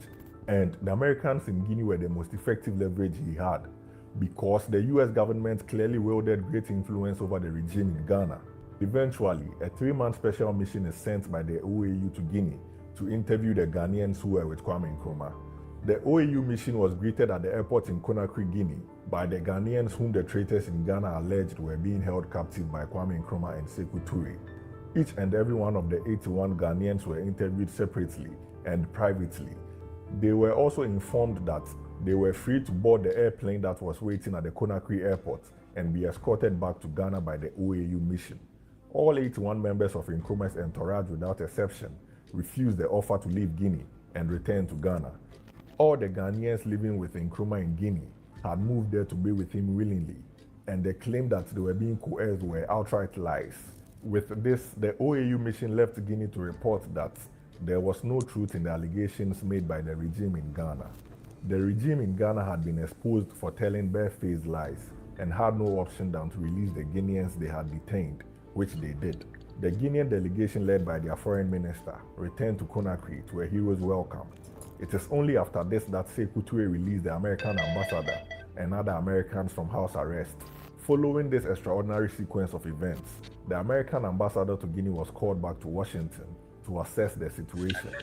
He was questioned on whether or not the US should break off diplomatic relations with Guinea and cancel aid programs.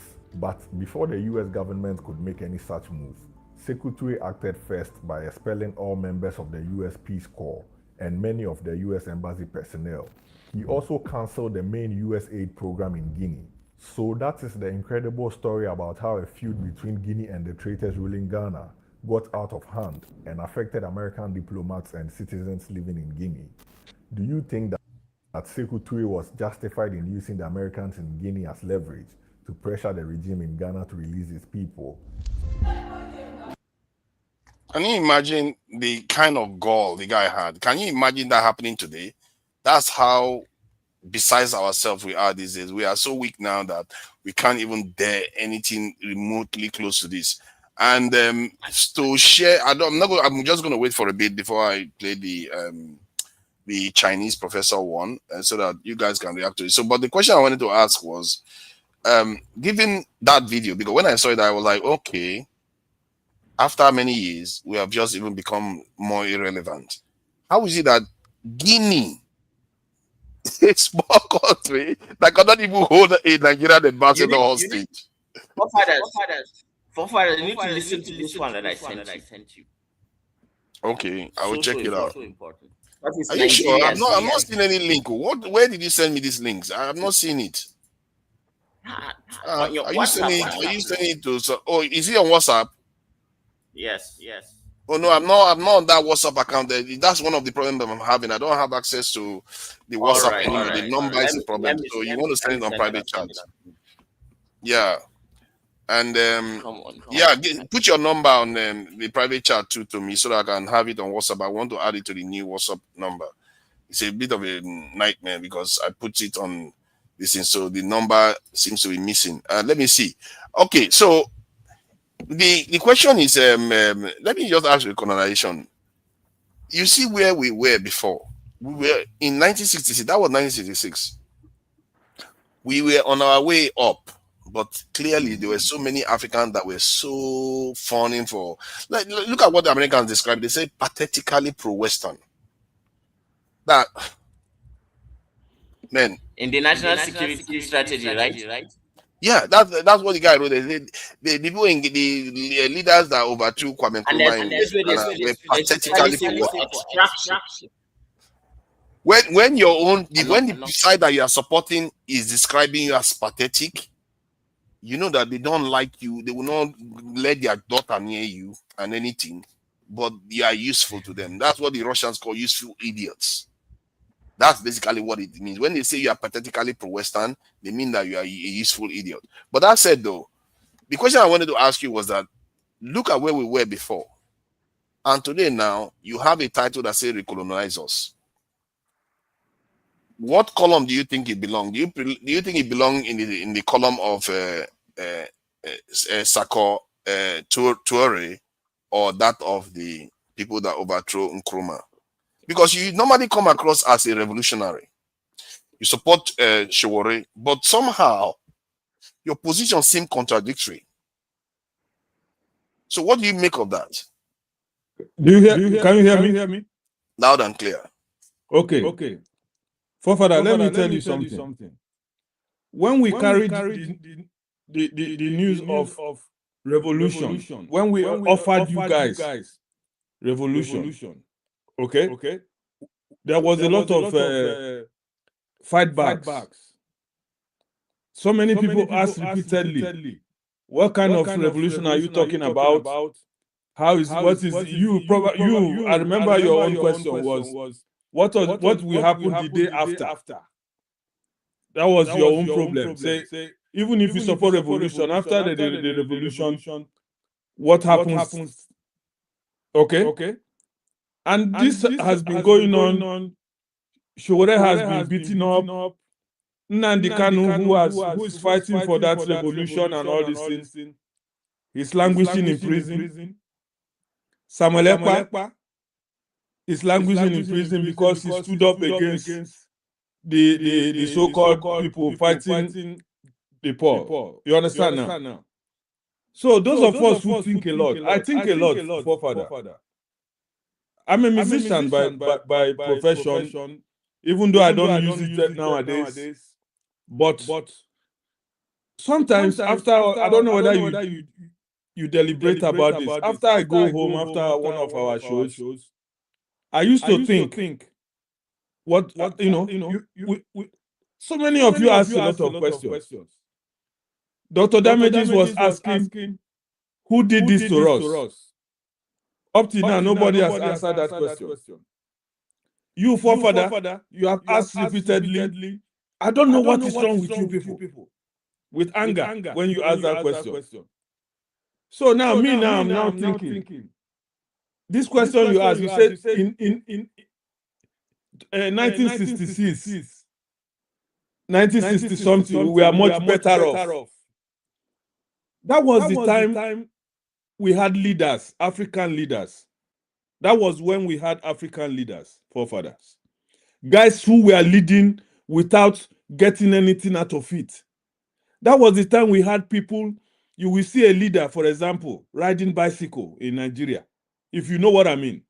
When I was going to secondary school, my principal rides bicycle. Our principal, now bicycle, they ride. He wasn't after money. He was living in the secondary school. I was in the boarding house, so they had a quarters for them. They lived there peacefully. They did not brag. Those are the leaders. Then suddenly something changed. We started having guys who claim to be leaders, but they are criminals. And from that time on, Nigeria has been sliding, or West Africa has been going down. And these guys, when they took over this power, they made sure they eliminated all the real leaders Africa has by one way or the other. And anybody who makes an effort to take us back to that good times, definitely one way or the other, they will be eliminated. They started bringing religion up because that was the only way they could keep people down. You understand me now? When they talk, they tell you, go to church, go to mosque, and immediately you join all those institutions, you're a good person. So we lost everything natural. That is why when you call for revolution, nobody will answer you, because one pastor have told them to pray that God will come and help them. Okay? So now I started thinking in my mind, why don't we ask people to help us again? Because that was the time they let us free. I know it wouldn't sound good to anybody to say that how can somebody be calling for the white people to come back to Africa? I know it's an insult. In fact, it's an abomination for somebody to say that to many ears. But unfortunately, forefather, and brothers who are listening and who are with me in the panel. Unfortunately, I want you guys to maybe, when you are lazy in your mind, to think about it. Because we cannot help ourselves. We can't. We have not proven it that for the last 30, 40 years that Africa has been going up. We have been sliding nose down because of the so-called people who we adore today. People, they say they believe in God, but they worship ordinary idiot we call himself man of God. That's how I can answer that question. So when we are called for recolonization of Africa, is to have a neutral force, somebody that is neutral, that can overlook your tribe, because now Africa is tribal. If a Fulani is in power. But have you considered the danger of what you're asking for in terms of these people you're at? Sorry, let me add this. It's like somebody asking for a rapist, armed robber to come and take care of his family. Because the problem, in a way, that's what it is now. It's just fact. Let me give you the point I'm making, because these people are capable of destroying continents. The whole people have been destroyed, and you are welcoming them to your home, hoping that they are just going to be benign. What if they decide to visit the same thing they visited in America, South America, and Australia in Africa? Forefathers, let me tell you, you see this when we call for colonization of Africa. We know why. We know, except if we don't want to solve our problem. Africa, let me give you an example of Rwanda. How is this man staying? How is Kagame? Was he able to hold Rwanda together? He removed the problem of Rwandese. He said now everybody is a Rwandan. We don't want to hear whether you're Tutsi or whether you are a Christian or whether you are Muslim or what. And he made sure that since is sustained. That is why Rwanda today is in peace.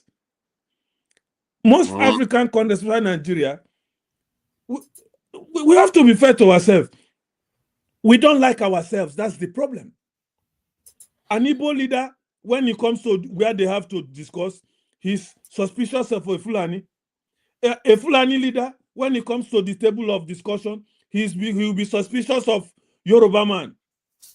And that is why we are going down. So we are not asking you guys, why don't we bring a neutral person, to lead the government, so that everything, when they say 50% to everybody, when the money comes, they give everybody 50%. That is why we are saying it. And these guys, they won't hurt us. My brother, are you listening to yourself? Well, let me end with this.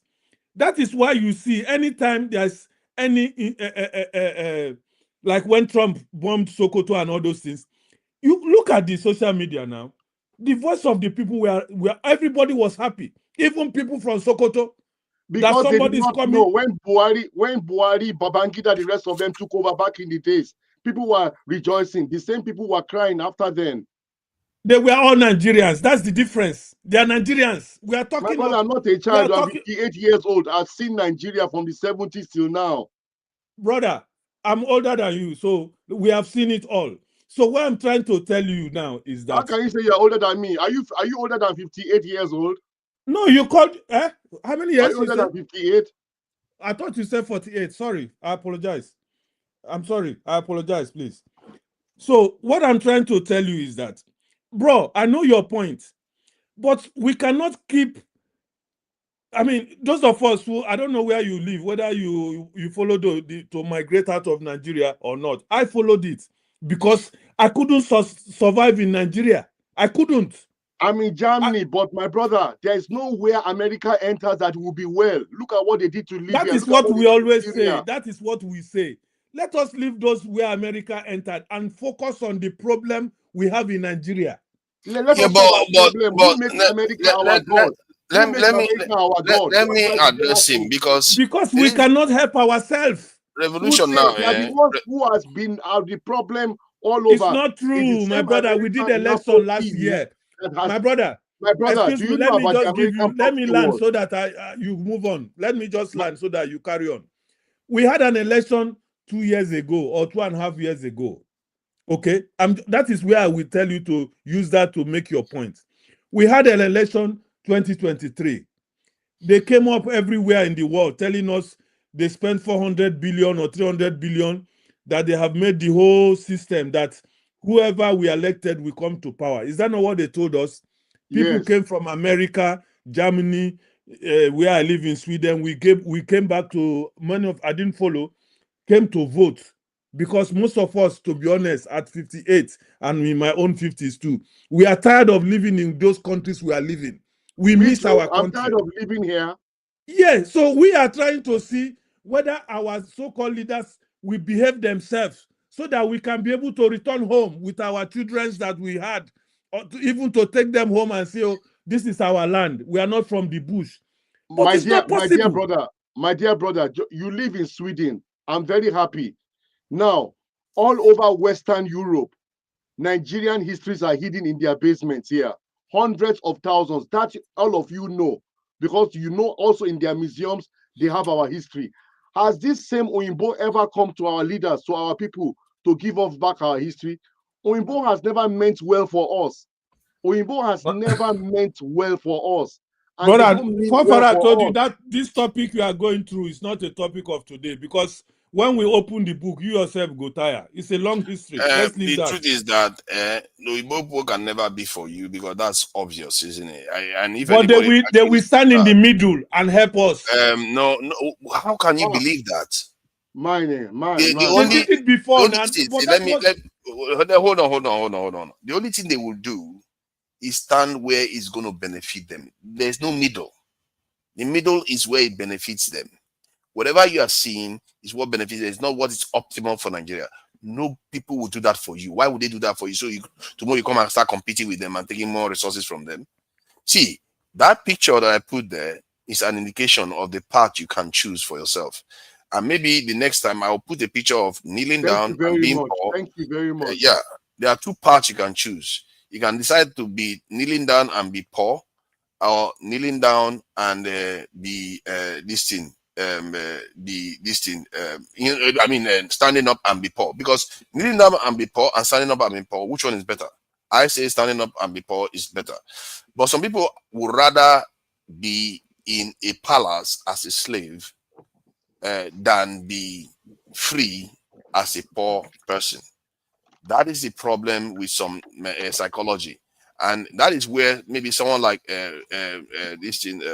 recolonization is coming from. He would rather have Stockholm syndrome. Not necessarily. I guess depending on how you. No, I think it's Will you give me a minute to address this? Can you give me a minute to address what you just said? Okay, go ahead if you want to. Let me tell you. You see this picture you are portraying? That's revolution or Daniel. My name is Daniel. Let me call my real name now. I'm kneeling down, thanking Trump. No, it's not you. Excuse me. No, it's me. It could be me, because you are saying that that's what I believe in. So let me accept mentality, the I guess. Yeah. Okay. That is your own belief, or whoever made this picture, that we are looking at Trump as our God. But what we are telling you in Africa, it depends on the part you are in. If like I'm living in Europe now, I can have my electricity 24/7. 24/7. I can live well. Look at me. I stood up. I went. I had my coffee without going out. I'm comfortable. I don't have to complain. But tell me, how many Nigerians has that possibility today to do what I've just done, or to stand or be on this internet with you now? No disruption. Nothing is. We are enjoying ourselves. You understand? How many of us can afford that? How many Nigerians can afford to feed? But in that same Nigeria, brothers, there are people who don't know what to do with money because they stole it from the poor. They don't know what to do with that money. Where your issue is that you don't seem to realize that the people that are empowering them are the same people you support. It's not true, Father. That is where I disagree with all of you. I know people who are my enemies. So let me ask you then. Let me ask you, what makes you think, if they are not in support of them, they allow them to bring their money over to the West, come to the West for treatment, bring their children here to the West, attend meetings with them all the time, sign agreements with them all the time? Thank you. That question should be to all of us. You don't have to ask them, why are me and you living in the West today? No, Why? the question, because you are saying the West is No, not it's the same enabling them. question. You said they allowed them to come to No, Europe. these are They leaders. allowed us This is too not to come us. to Europe. No, let's not change the It's the goalposts. same. You are changing the goalposts My because brother, my you're not brother, talking about the Changing the mass. I'm talking goalpost, about the forefather, is leaders. the same. It's the my same thing. brother, my If they could brother. allow me and you to Not come the and live same. in Europe, why wouldn't they allow them to bring their money My and brother, come and live Because in their Economic land? they migrants, are those not ones doing are something that they dislike. co-conspirators. If they start doing something that Decolonization. they dislike, they will ban them from coming, and they will They ban don't have to people in ban their them. country It's from their coming. money. It's their money. They Imagine, don't know whether imagine they stole it or not. They brought their money like me and you forefathers, brought our money. forefathers. Remember you remember But they are enabling them. They American can easily company? stop them. That's my Why point. should they stop them? Did they stop you? Did they stop you and me? Because they didn't stop me because our country Because of is what? doing what they want. No. How can you tell them to stop? They come also with their money to That's even in the Africa. national They don't security do. strategy. They It bring says their there that money they too want to to Africa. brain us. I'm not brainwashing you. I'm making a point. You No, don't they have want to to believe what I'm drain saying. us. They're The not term draining was us. drain We us. stole They the need money. you to be there. If they don't make here uncomfortable, how would you go there? They didn't make here uncomfortable. We made. That's where you Look are at. missing the point. Yeah, voila, I'm not missing the You point. said you Forefather just asked said a now that question. northerners own oil wells, right? Why do you think Of course. that they are able to Do they own have it? oil in the north? Do you people have I'm oil? taking you somewhere. Let me follow your logic now. Follow Don't me. take me anywhere. Don't take my logic. Okay, Say then your hold own. on to your brainwashing now. You don't need to spread Yeah, the I will virus hold on. any I'm not longer. brainwashing you. I'm making a point. You don't have to accept what I'm saying. You are the problem. You are the problem. You don't know. Because you are the problem. living well. There are northerners like you Which who kind cannot even living speak well? English. Which kind Do you living know well? that there are Speaking northerners English, like I you don't even take who it to be cannot even anything. speak one I single would have English? loved to speak my language to you if it were possible. I'm not proud of speaking English. It's not my first language. You are proud of it because you speak I it very am not. fluently. I am not. It is your mindset that is deceiving you. You think you can deceive the people? You are speaking. Recolonization. Would you ever outsource your family survival to another man and say, because you are a better dad than I am, take my child, take my family? Forefathers, now let me that? tell you one thing, forefathers. Do you know the problem the black man has? There's two things that you will see in a black man: greediness, oppression, and wickedness. They all have them. Trump has all these things you described. Excuse me, I'm not talking about Trump. Let me ask you. Black people have it and white people have it. Trump. I'm talking about no. him. I asked you a question. Don't change the topic. The question I asked you is, would you give your child and say, take my child to another man because you think that man is richer than you? Take my child, take my wife, take everything because you are better at taking care of your family than I am. Would you do that? If I cannot do it, I will do it. There's something they call in life. Do you know? I'm trying to remember that if you cannot take care of your child, like you said, a good father, a good mother, we rather give it to somebody who will take care of that child. Go and ask yourself. Go and ask anybody. So you give your child to a known. Okay, maybe I didn't phrase the question well, so that maybe you understand what I'm saying. You want to change them again? No. Let me frame it properly. Because you can give it to a family member, because that's fair, isn't it? You can do that to a family member. But if you give your child, would you give your child to a known entity that is known to predate or let's just use an animal like a lion, that you know this lion is not gonna, your family is not gonna. How can you give a child, a human being, to a lion, forefather? Use another thing where okay. today normal. The reason why I put it that way, because the reason why I put it that way, because all the people that were sent into slavery, if they hear you say some of the things you are saying today, you don't know how. Who sold us to slave? Who sold us to slavery? Hold on now. It's our people. That's it wrong. That's exactly what I'm saying. That's exactly what I'm saying. And you are saying the same thing yourself. You are advocating for the same thing. So my point is that if those people hear you say what you are saying now, how offensive it will sound to them. Like you are advocating the kind of policies that ensured our people remain in bondage. That's what you are. Are we not okay, forefather? Give me 2 minutes so that another person will talk. I think I've spoken enough. Let me tell you something, forefathers. What we are discussing, maybe most of us will think that it's a joke, but we cannot come here for 2-3 hours and joke and be joking. So when anything I say, it is something that is in my heart, and I'm not trying to brainwash anybody. I'm a realist in life, and I'm not pessimistic. Okay, so I am seeing what is going on. I know I told you I grew up in the streets. I didn't have that golden spoon kind of life or whatever, or if golden spoon too much, even iron spoon self we no get.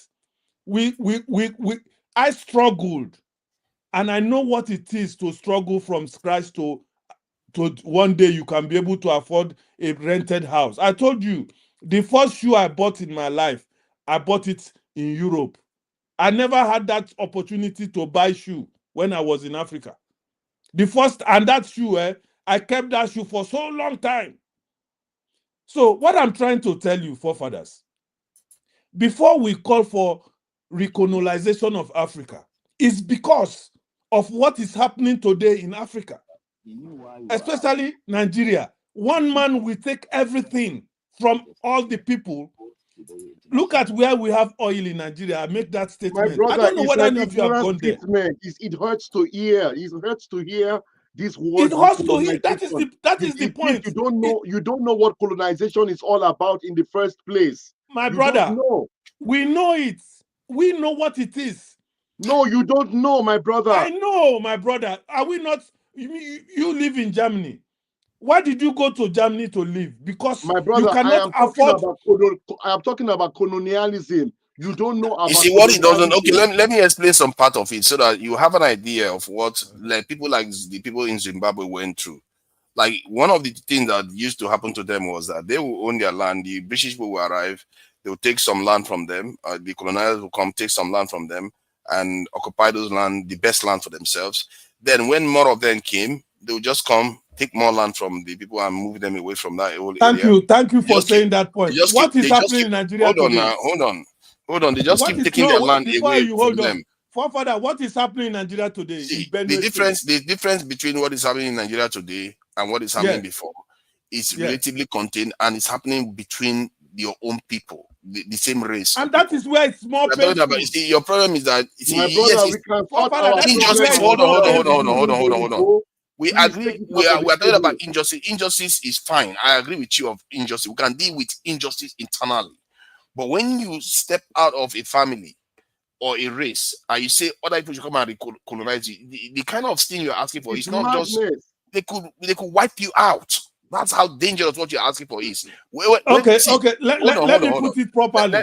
Let me say this. Let me say how dangerous this is. You don't know. I don't know how to explain it. How so you can get it, because like the Jews that left for Ethiopia and went to Israel, one of the things they were doing to them was that they didn't even have a child. They didn't even know they will go and have children, and then they will sterilize them. They will sterilize them without their knowing. And these people now have a patch that they can give to your women so that they don't get pregnant for years on end. They could wipe you out when they colonize you. They could wipe you out. You wouldn't even know. Look at what they did. They wipe your people out. You wouldn't even have a clue. What they did to the and you just sit there and welcome something like that. You don't understand. You are taking something sacred away from I want to leave you guys. Let me tell you something. That is what I said from the beginning. I said that it is a very bitter pill to swallow. But if we want to check our heart, the Fulanis are taking over land in Nigeria, and you say that it's okay because they are people of the same kind. Okay. I'm not saying it's okay. I said we can deal with it internally. The threat is different. Okay.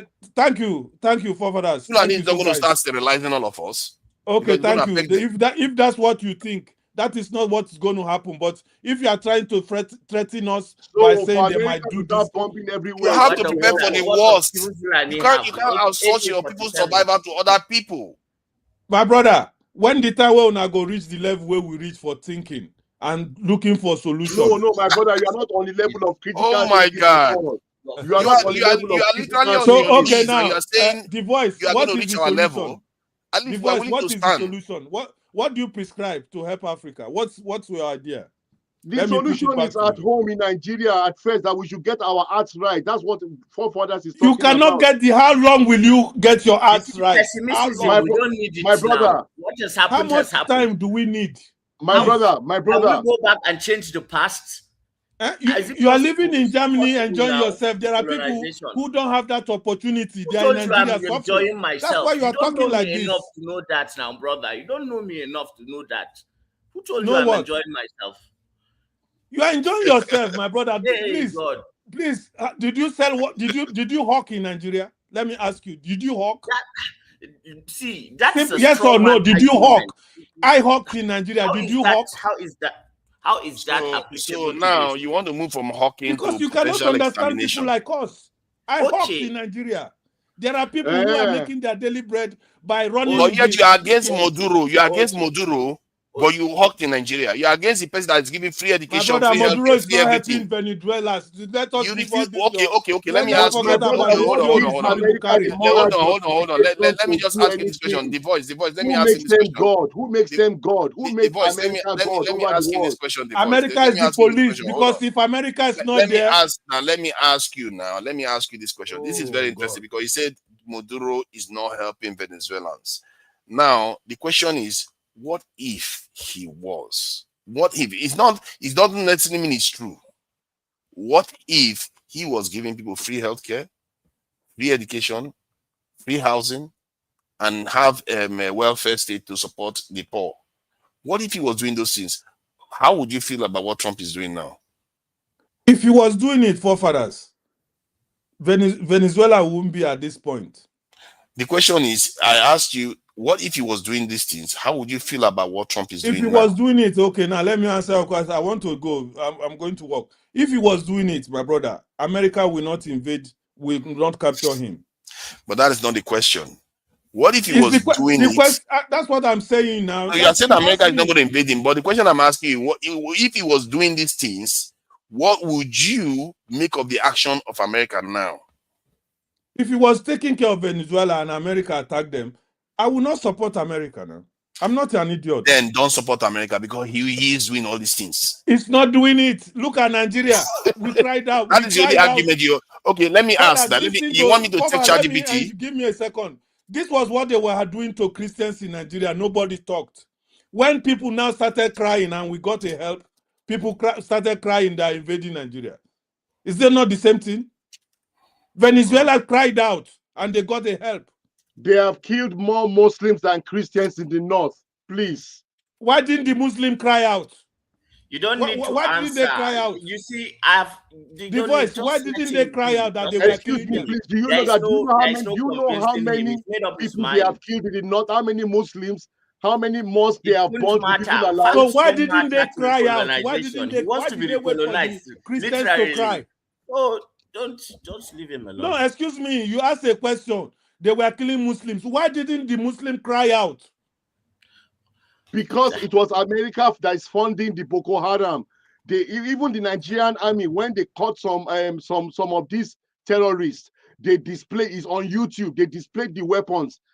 You know, they have already predicted what is going on in Nigeria when it was going on in Libya. That after the war in Libya, Nigeria is next. It's let me share. Where did you get that information from?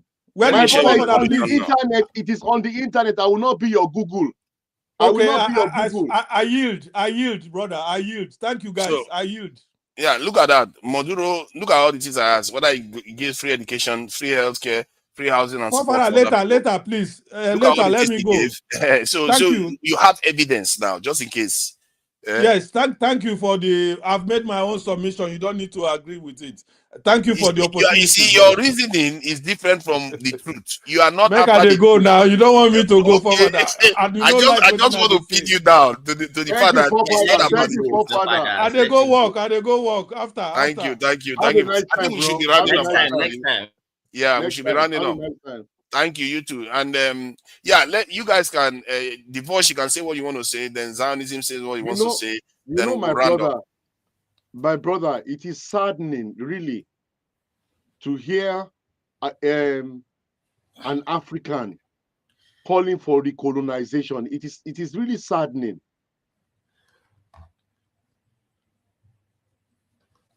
It is saddening. When I don't know whether you were hear my voice, the voice when I started talking, and I was talking about people who talk like us, have mannerisms like us, but they are the danger amongst us. Now, thank you very much. a conquered, a brainwashed mind is gone forever. It's very difficult. Now, the reason why I don't put effort like to try to put reason into somebody, people who reach conclusions like this are very difficult to bring back. And if you are not going to like put them on, actually, what do they call it? This Freudian psychoanalysis, psychoanalyze them, and then maybe get to their subconscious and try to. It's not even ethically okay. They have just gone. I have dealt with people who are Boko Haramists, violent people who have killed people, and I have seen what brainwashing can do to the human mind, to the point That's that right. That's right. I'm very cautious of. I try to see if there's a middle ground, how you take your decisions, what is guiding you to your decisions, and if I see that those decisions that you make, I usually fail the test of what a natural human being supposed to do, because all of us need to survive. That's the first thing. If we don't survive, Thank then you we very don't have much. children, Thank you then very we much. die. So Thank you very now much. it's reaching a point where this idea, this thought process ensures that we die. Because if you are allowed you don't, just like the, what do they call it, the Trojan gift is just to like open you open the door, and then the gift is wrapped around the language, because you speak their language, you live in their country, you think that you are somehow getting something. My God, how did we become this damn Vulnerable. self-hating? Where my brother, you know one thing. I left Nigeria in 1996. Wow, It's going that's to a be long 30 years now. I'm so happy I met you. I tell you the truth, because from your first statement, I knew that, man, this is somebody who is a critical thinker. He's not a thinker alone. He's a critical thinker. It's someone that can see between the lines. Even when you have a conversation with you, he can read you just like that. I understood that one about you. And the most thing that really made me happy, because I'm looking for another brother from the north, Moscow, because we need to reach everybody in the north. My brother, Yeah, we need to this country will make a talk out for pigeon. talk. I'm This beg, country where they call Germany. you know, say They are everybody done the they are rearm. they Everybody are they in the rearm now. they are Everybody in they the rearm. forefront. Yeah, now. No, listen, my brother, we are coming battle ready. Of We are course. coming battle ready. In fact, you will be my brother. Just tone it down. You know, saying I then get algorithms. Oh, just I get talk. you. I get you. I get you. I get you. I get you. But time don't reach. We say we must change our. If we truly want to survive, we have to change our way of thinking. And fifth columnists everywhere. You see, even the reason why person go be president before him go enter that Aso Rock, he go dey speak grammar. I go do this. I go do that. The moment he don't enter that Aso Rock, U.S. ambassador don't come meet him. British ambassador don't come meet him. They don't debrief him. Before you know, some critical issues in don't come out in mouth. For you go, they see security lapses, something that is so obvious. For example, Yes. now, Yes. see Gumi. Gumi is the typical example. Muslims are complaining of him. Christians are complaining of him. What interest is Gumi serving? Whose interest is Gumi serving, for God's sake? He comes up to rile up people, and he gives this posture as if all of the Muslim North are supporting the evil acts of killing, kidnapping, and rape of innocent people that these useless Fulani herders are doing. And we have to be very careful in the way in which we characterize criminality, because the tendency is to stereotype, and before you know, people will become prejudicial and discriminatory. So even because the Fulanis that are doing that thing, just because some Fulanis does not make all Fulanis evil. I don't know That's where this right. black and white kind of thinking, this colonialist way of thinking makes people just think black and white, and it's intentional. No critical. If you cannot do this critical thinking, then how do you expect to survive? God. But let me tell you something, my brother. I have great news for you. Oh, I have great news for you. Oh, I have great news for you. You see, let me tell you something from Ile Ife to Zauzau Yes. to Zaria. Mm-hmm. My people will rejoice. My people will rejoice. By the grace of God. Because I know, say, when I touch ground, you will be one of the people that will be seen. Of course. Because now, my brother, you see, the first thing that I want the people in the north to know, and the same people in the east, in the south, in the west, they will see the proof of our parentage, that the people who are living in that land, the people who survived for you and I to be here today, the people who survived, we have their history and what they did to them and what they did to our land. But you know one thing, there's something they cannot do to Nigeria. They know that one. You see, all the diseases that we have in the rainforest, they were the ones that brought it. Nigeria was a promised land that they never got. It is in their Bibles. Yeah. Nigeria was the promised land they never got. There's a lot of hypotheses about Eden being in Africa. Oh, my brother, you will see something that is more than a hypothesis. You will keep it for yourself, because this time around, we're not going to blow our horn outside, because that is what has been getting us into trouble. Yes. You know what? Any small thing, we get one small knowledge. We don't sit down to really. My brother, I have done over 3 decades of scholarship. 3 decades of scholarship. I'm very intrigued with history and our history, and I believe the reason why a lot of us cannot find common ground in this country is the very fact that we are not being told enough of the history of the things that bind us. We do not have our own indigenous heroes. For example, if they ask an average Yoruba boy today to name the warriors of Ile-Ife or the old Oyo Empire or some generals, he cannot. He does not know them. But he knows the history of Europe better than Europe. He knows all of Europe. He knows them. If you ask, say for example, a Hausa boy to tell you what are the heroism, he doesn't even know that a queen, a woman in Zazzau, actually led the cavalry, led men into battle. Thank you very much. If our daughters are trained like this, could you imagine how their minds will be liberated? But no history. If they want to tell history, they'll say, go back, discover River Niger, whatever. Nonsense. But let me let you know something. It has to be like this. I will explain. It has to be like this. You see, our people were the ones that carried the balance. If I tell you the metamorphosis of my family, it was from Islam to Christianity, and now I've gone back to our own. Life started on Nigerian soil. Those lines that we see that make up Nigeria were drawn for a reason, because it was the last place that they conquered. It was the last place that they conquered, and it took a long time. They brought their armies from all their corners, and they were bombarding us until they could. And it was those that escaped onto the mountains, into the caves. Those children are us today. And one beautiful thing, our forefathers did not leave us alone. You see, I would like to learn from you also, my brother.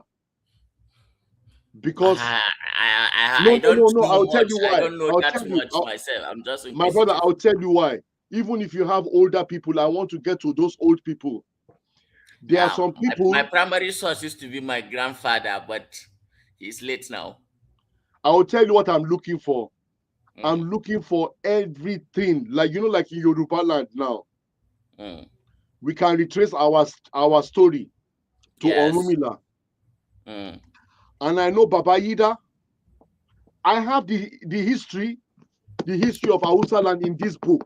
Well, if it's for example, the relationship between, I'm from Borno State, I'm Kanuri, so Okay, okay. if it's that, the Kanuri and the Yoruba have a distant relation, in the My sense brother, that it is not the distant. The It is Nupes are not the distant bridge at all. between. It's not Mm. distant.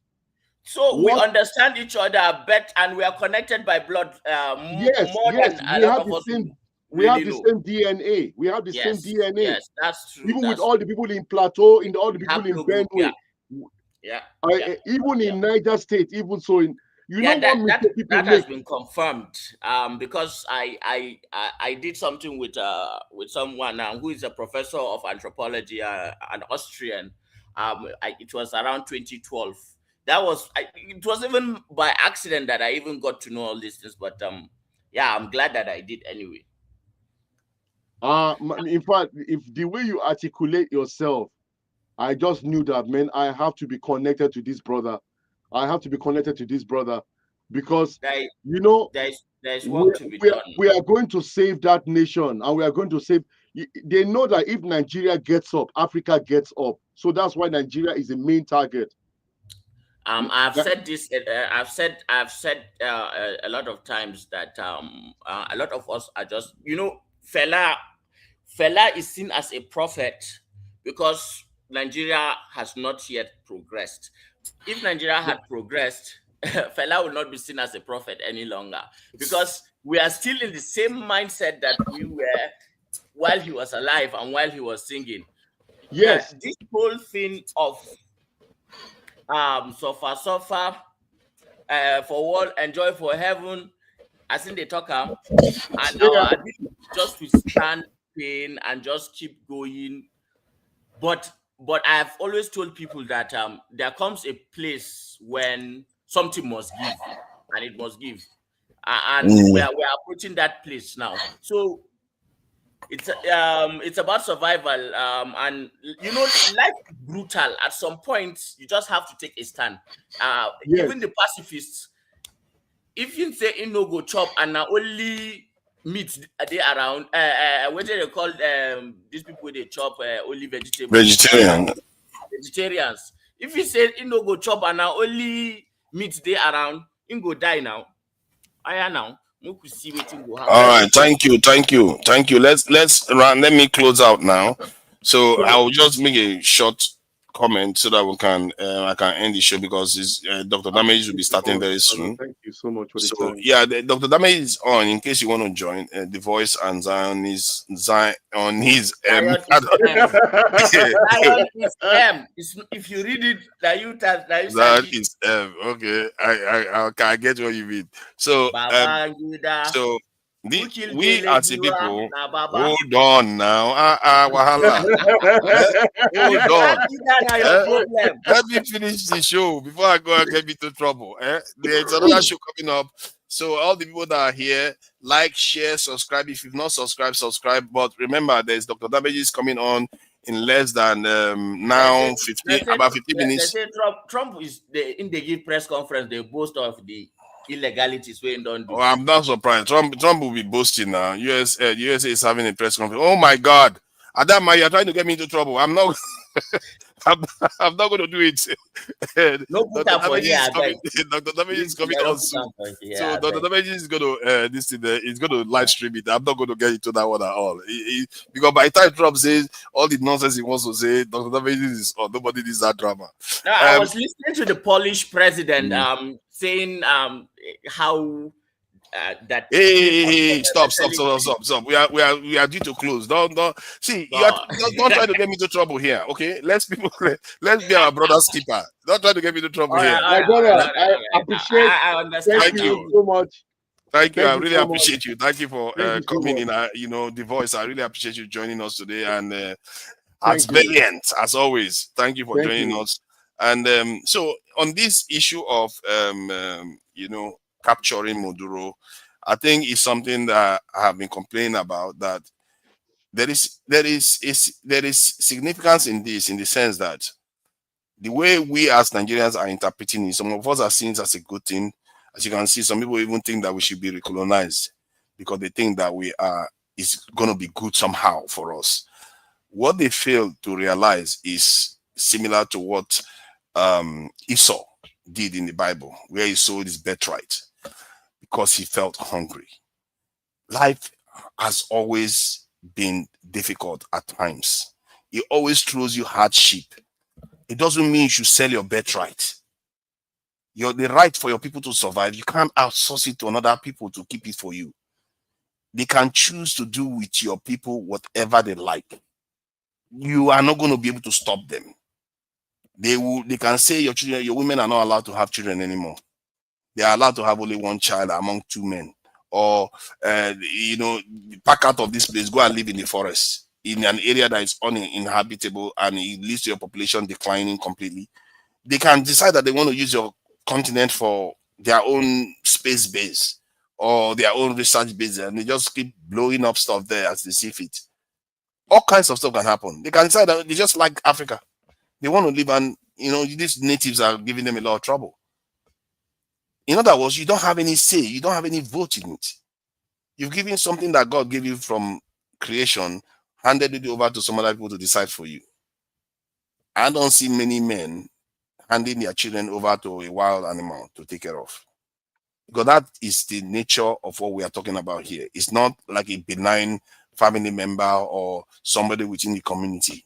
We are talking about lions that have been devouring our civilization, devouring our people, and ensuring that we never rise again. And some more people believe that that is the direction to go. No, that is a terrible, terrible idea. As a matter of fact, it should be unthinkable to head in that direction. You have to fight for everything you've got in this life. That's the only gift God gave you. Because if you look at the world, we're going to fight for Nigeria. Yeah, the only gift God gave you in this life is that one. And if you look at the world, look at Japan, look at Germany. These people fought for themselves. They fought for themselves. Even when they lost, look at how they are being treated. Yes. And the reason why they lose is because they refuse to.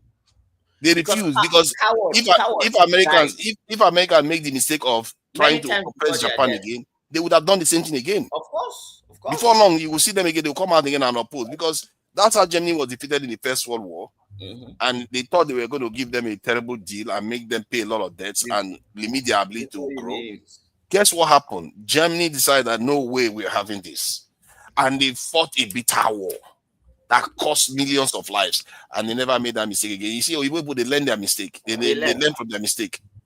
They said, no. We defeated them this time, but we're going to help them build now. Yeah. So while they learn from history, they are encouraging them not to teach history, so that our children will not understand our history, so that they will not feel themselves up and be proud of themselves. Every one of you should look into the mirror and be proud of who he is. It don't matter what the world say. When you look into the mirror, what you see, love it, and no one can conquer you. And it is what the Creator has granted you. And we are number one, the oldest people in the world. The oldest people in the world. You can't take away the sacredness of life. It's so sacred. You can't outsource it to other people to take care of. When God gives you life and you're able to have children, He gave you so that you protect that life. He gave you a land for you to protect, a people for you to protect, not for you to hand it over to other people. And this is why they are able to call our African leaders pathetic for supporting them. That is why they call them that, because they know what it means. Like, they will not do the same. They understand. Anybody that understands nature and power, you don't do that. You don't become so pathetic. You know, the Richard Nixon Library, when they released his audio, he was calling the African delegation like that baboons, they were baboons in suits, and he was talking with. If you see, so while now they control their language, the fundamentalism hasn't changed. Now the revival of the right wing in the United States and all over Europe is pointing to something. The world is rearming. People are trying to, Something Okay, big definitely is they are coming. the army now. They are the army. We are the only Everybody's ones. running. It's like everybody is sharpening their knives, and we as Yes, Africans are sitting these there are looking. Oh, dangerous what are they times. doing? What are they doing? Are they preparing to cook or something? They don't And realize our that people are here saying, "Hey, Fulani, hey, Islam." Before you know it, they will just finish you. Don't protect yourself. that is what is going Forefathers, on. forefathers, but we are not even addressing also at the biggest problem that has befallen Nigeria for decades is religion. Religion has killed the brains of Nigerians. We are gonna talk about It's that one of the now. We are tools gonna of talk about control. that later. Yeah. Let me play this video that has Valiant sent to me, so that we do this as a closing remark. So Okay, thank thank you you. everyone for joining us, and like, share, and subscribe. Don't forget to do that; it's very important. And then now let me play the video, and then so that we can view it while we go out. I will take everybody backstage, including myself, and use that to close out. Thank you all for joining me. Bye. Bye, bro. And met this gentleman, a professor. This gentleman told him that he knew why we were out. We wanted to get support and sympathy for Nigeria and to explain the federal course to the international community. And he explained that the international community was not particularly interested in Nigeria as such. All that people were interested in were our resources. And he even went further to say, if we could get robots to exploit your resources for us to develop our economies, we wouldn't mind the whole lot of you being eliminated. But, he said, in the case of Nigeria, there is a difference. And the difference is that Nigerians are very hard-working and very intelligent. And they have got resources, most of which they know next to nothing about. If this country, Nigeria, with all these resources, both human and material, was to have an uninterrupted period of 20 years of peace and stability, it would be another Japan. Because these intelligent, hard-working Nigerians would come to know about their resources, they would use their intelligence and work hard and exploit those resources and develop their economy. A developing economy needs a market, he said. In our own case, you have no problem with the market. Your population is large enough to provide the market that you need. And even without that, the Nigerian market is the entire West African region and beyond. So you will have no problem with the market. Therefore, if you are given an uninterrupted period of 20 years of peace and stability, you would become another Japan, you would threaten our economy, you would be a thorn in our flesh. That was the view of this professor in 1967. And he therefore ended by saying that even after the Civil War, we will not allow you to rest. We will create one problem after another for you. Knowing this, therefore, I feel that in spite of our shortcomings, which I must admit we have, there is a kind of orchestrated campaign against Nigeria so that it may not emerge the economic giant that it is destined to be. And met this gentleman, a professor.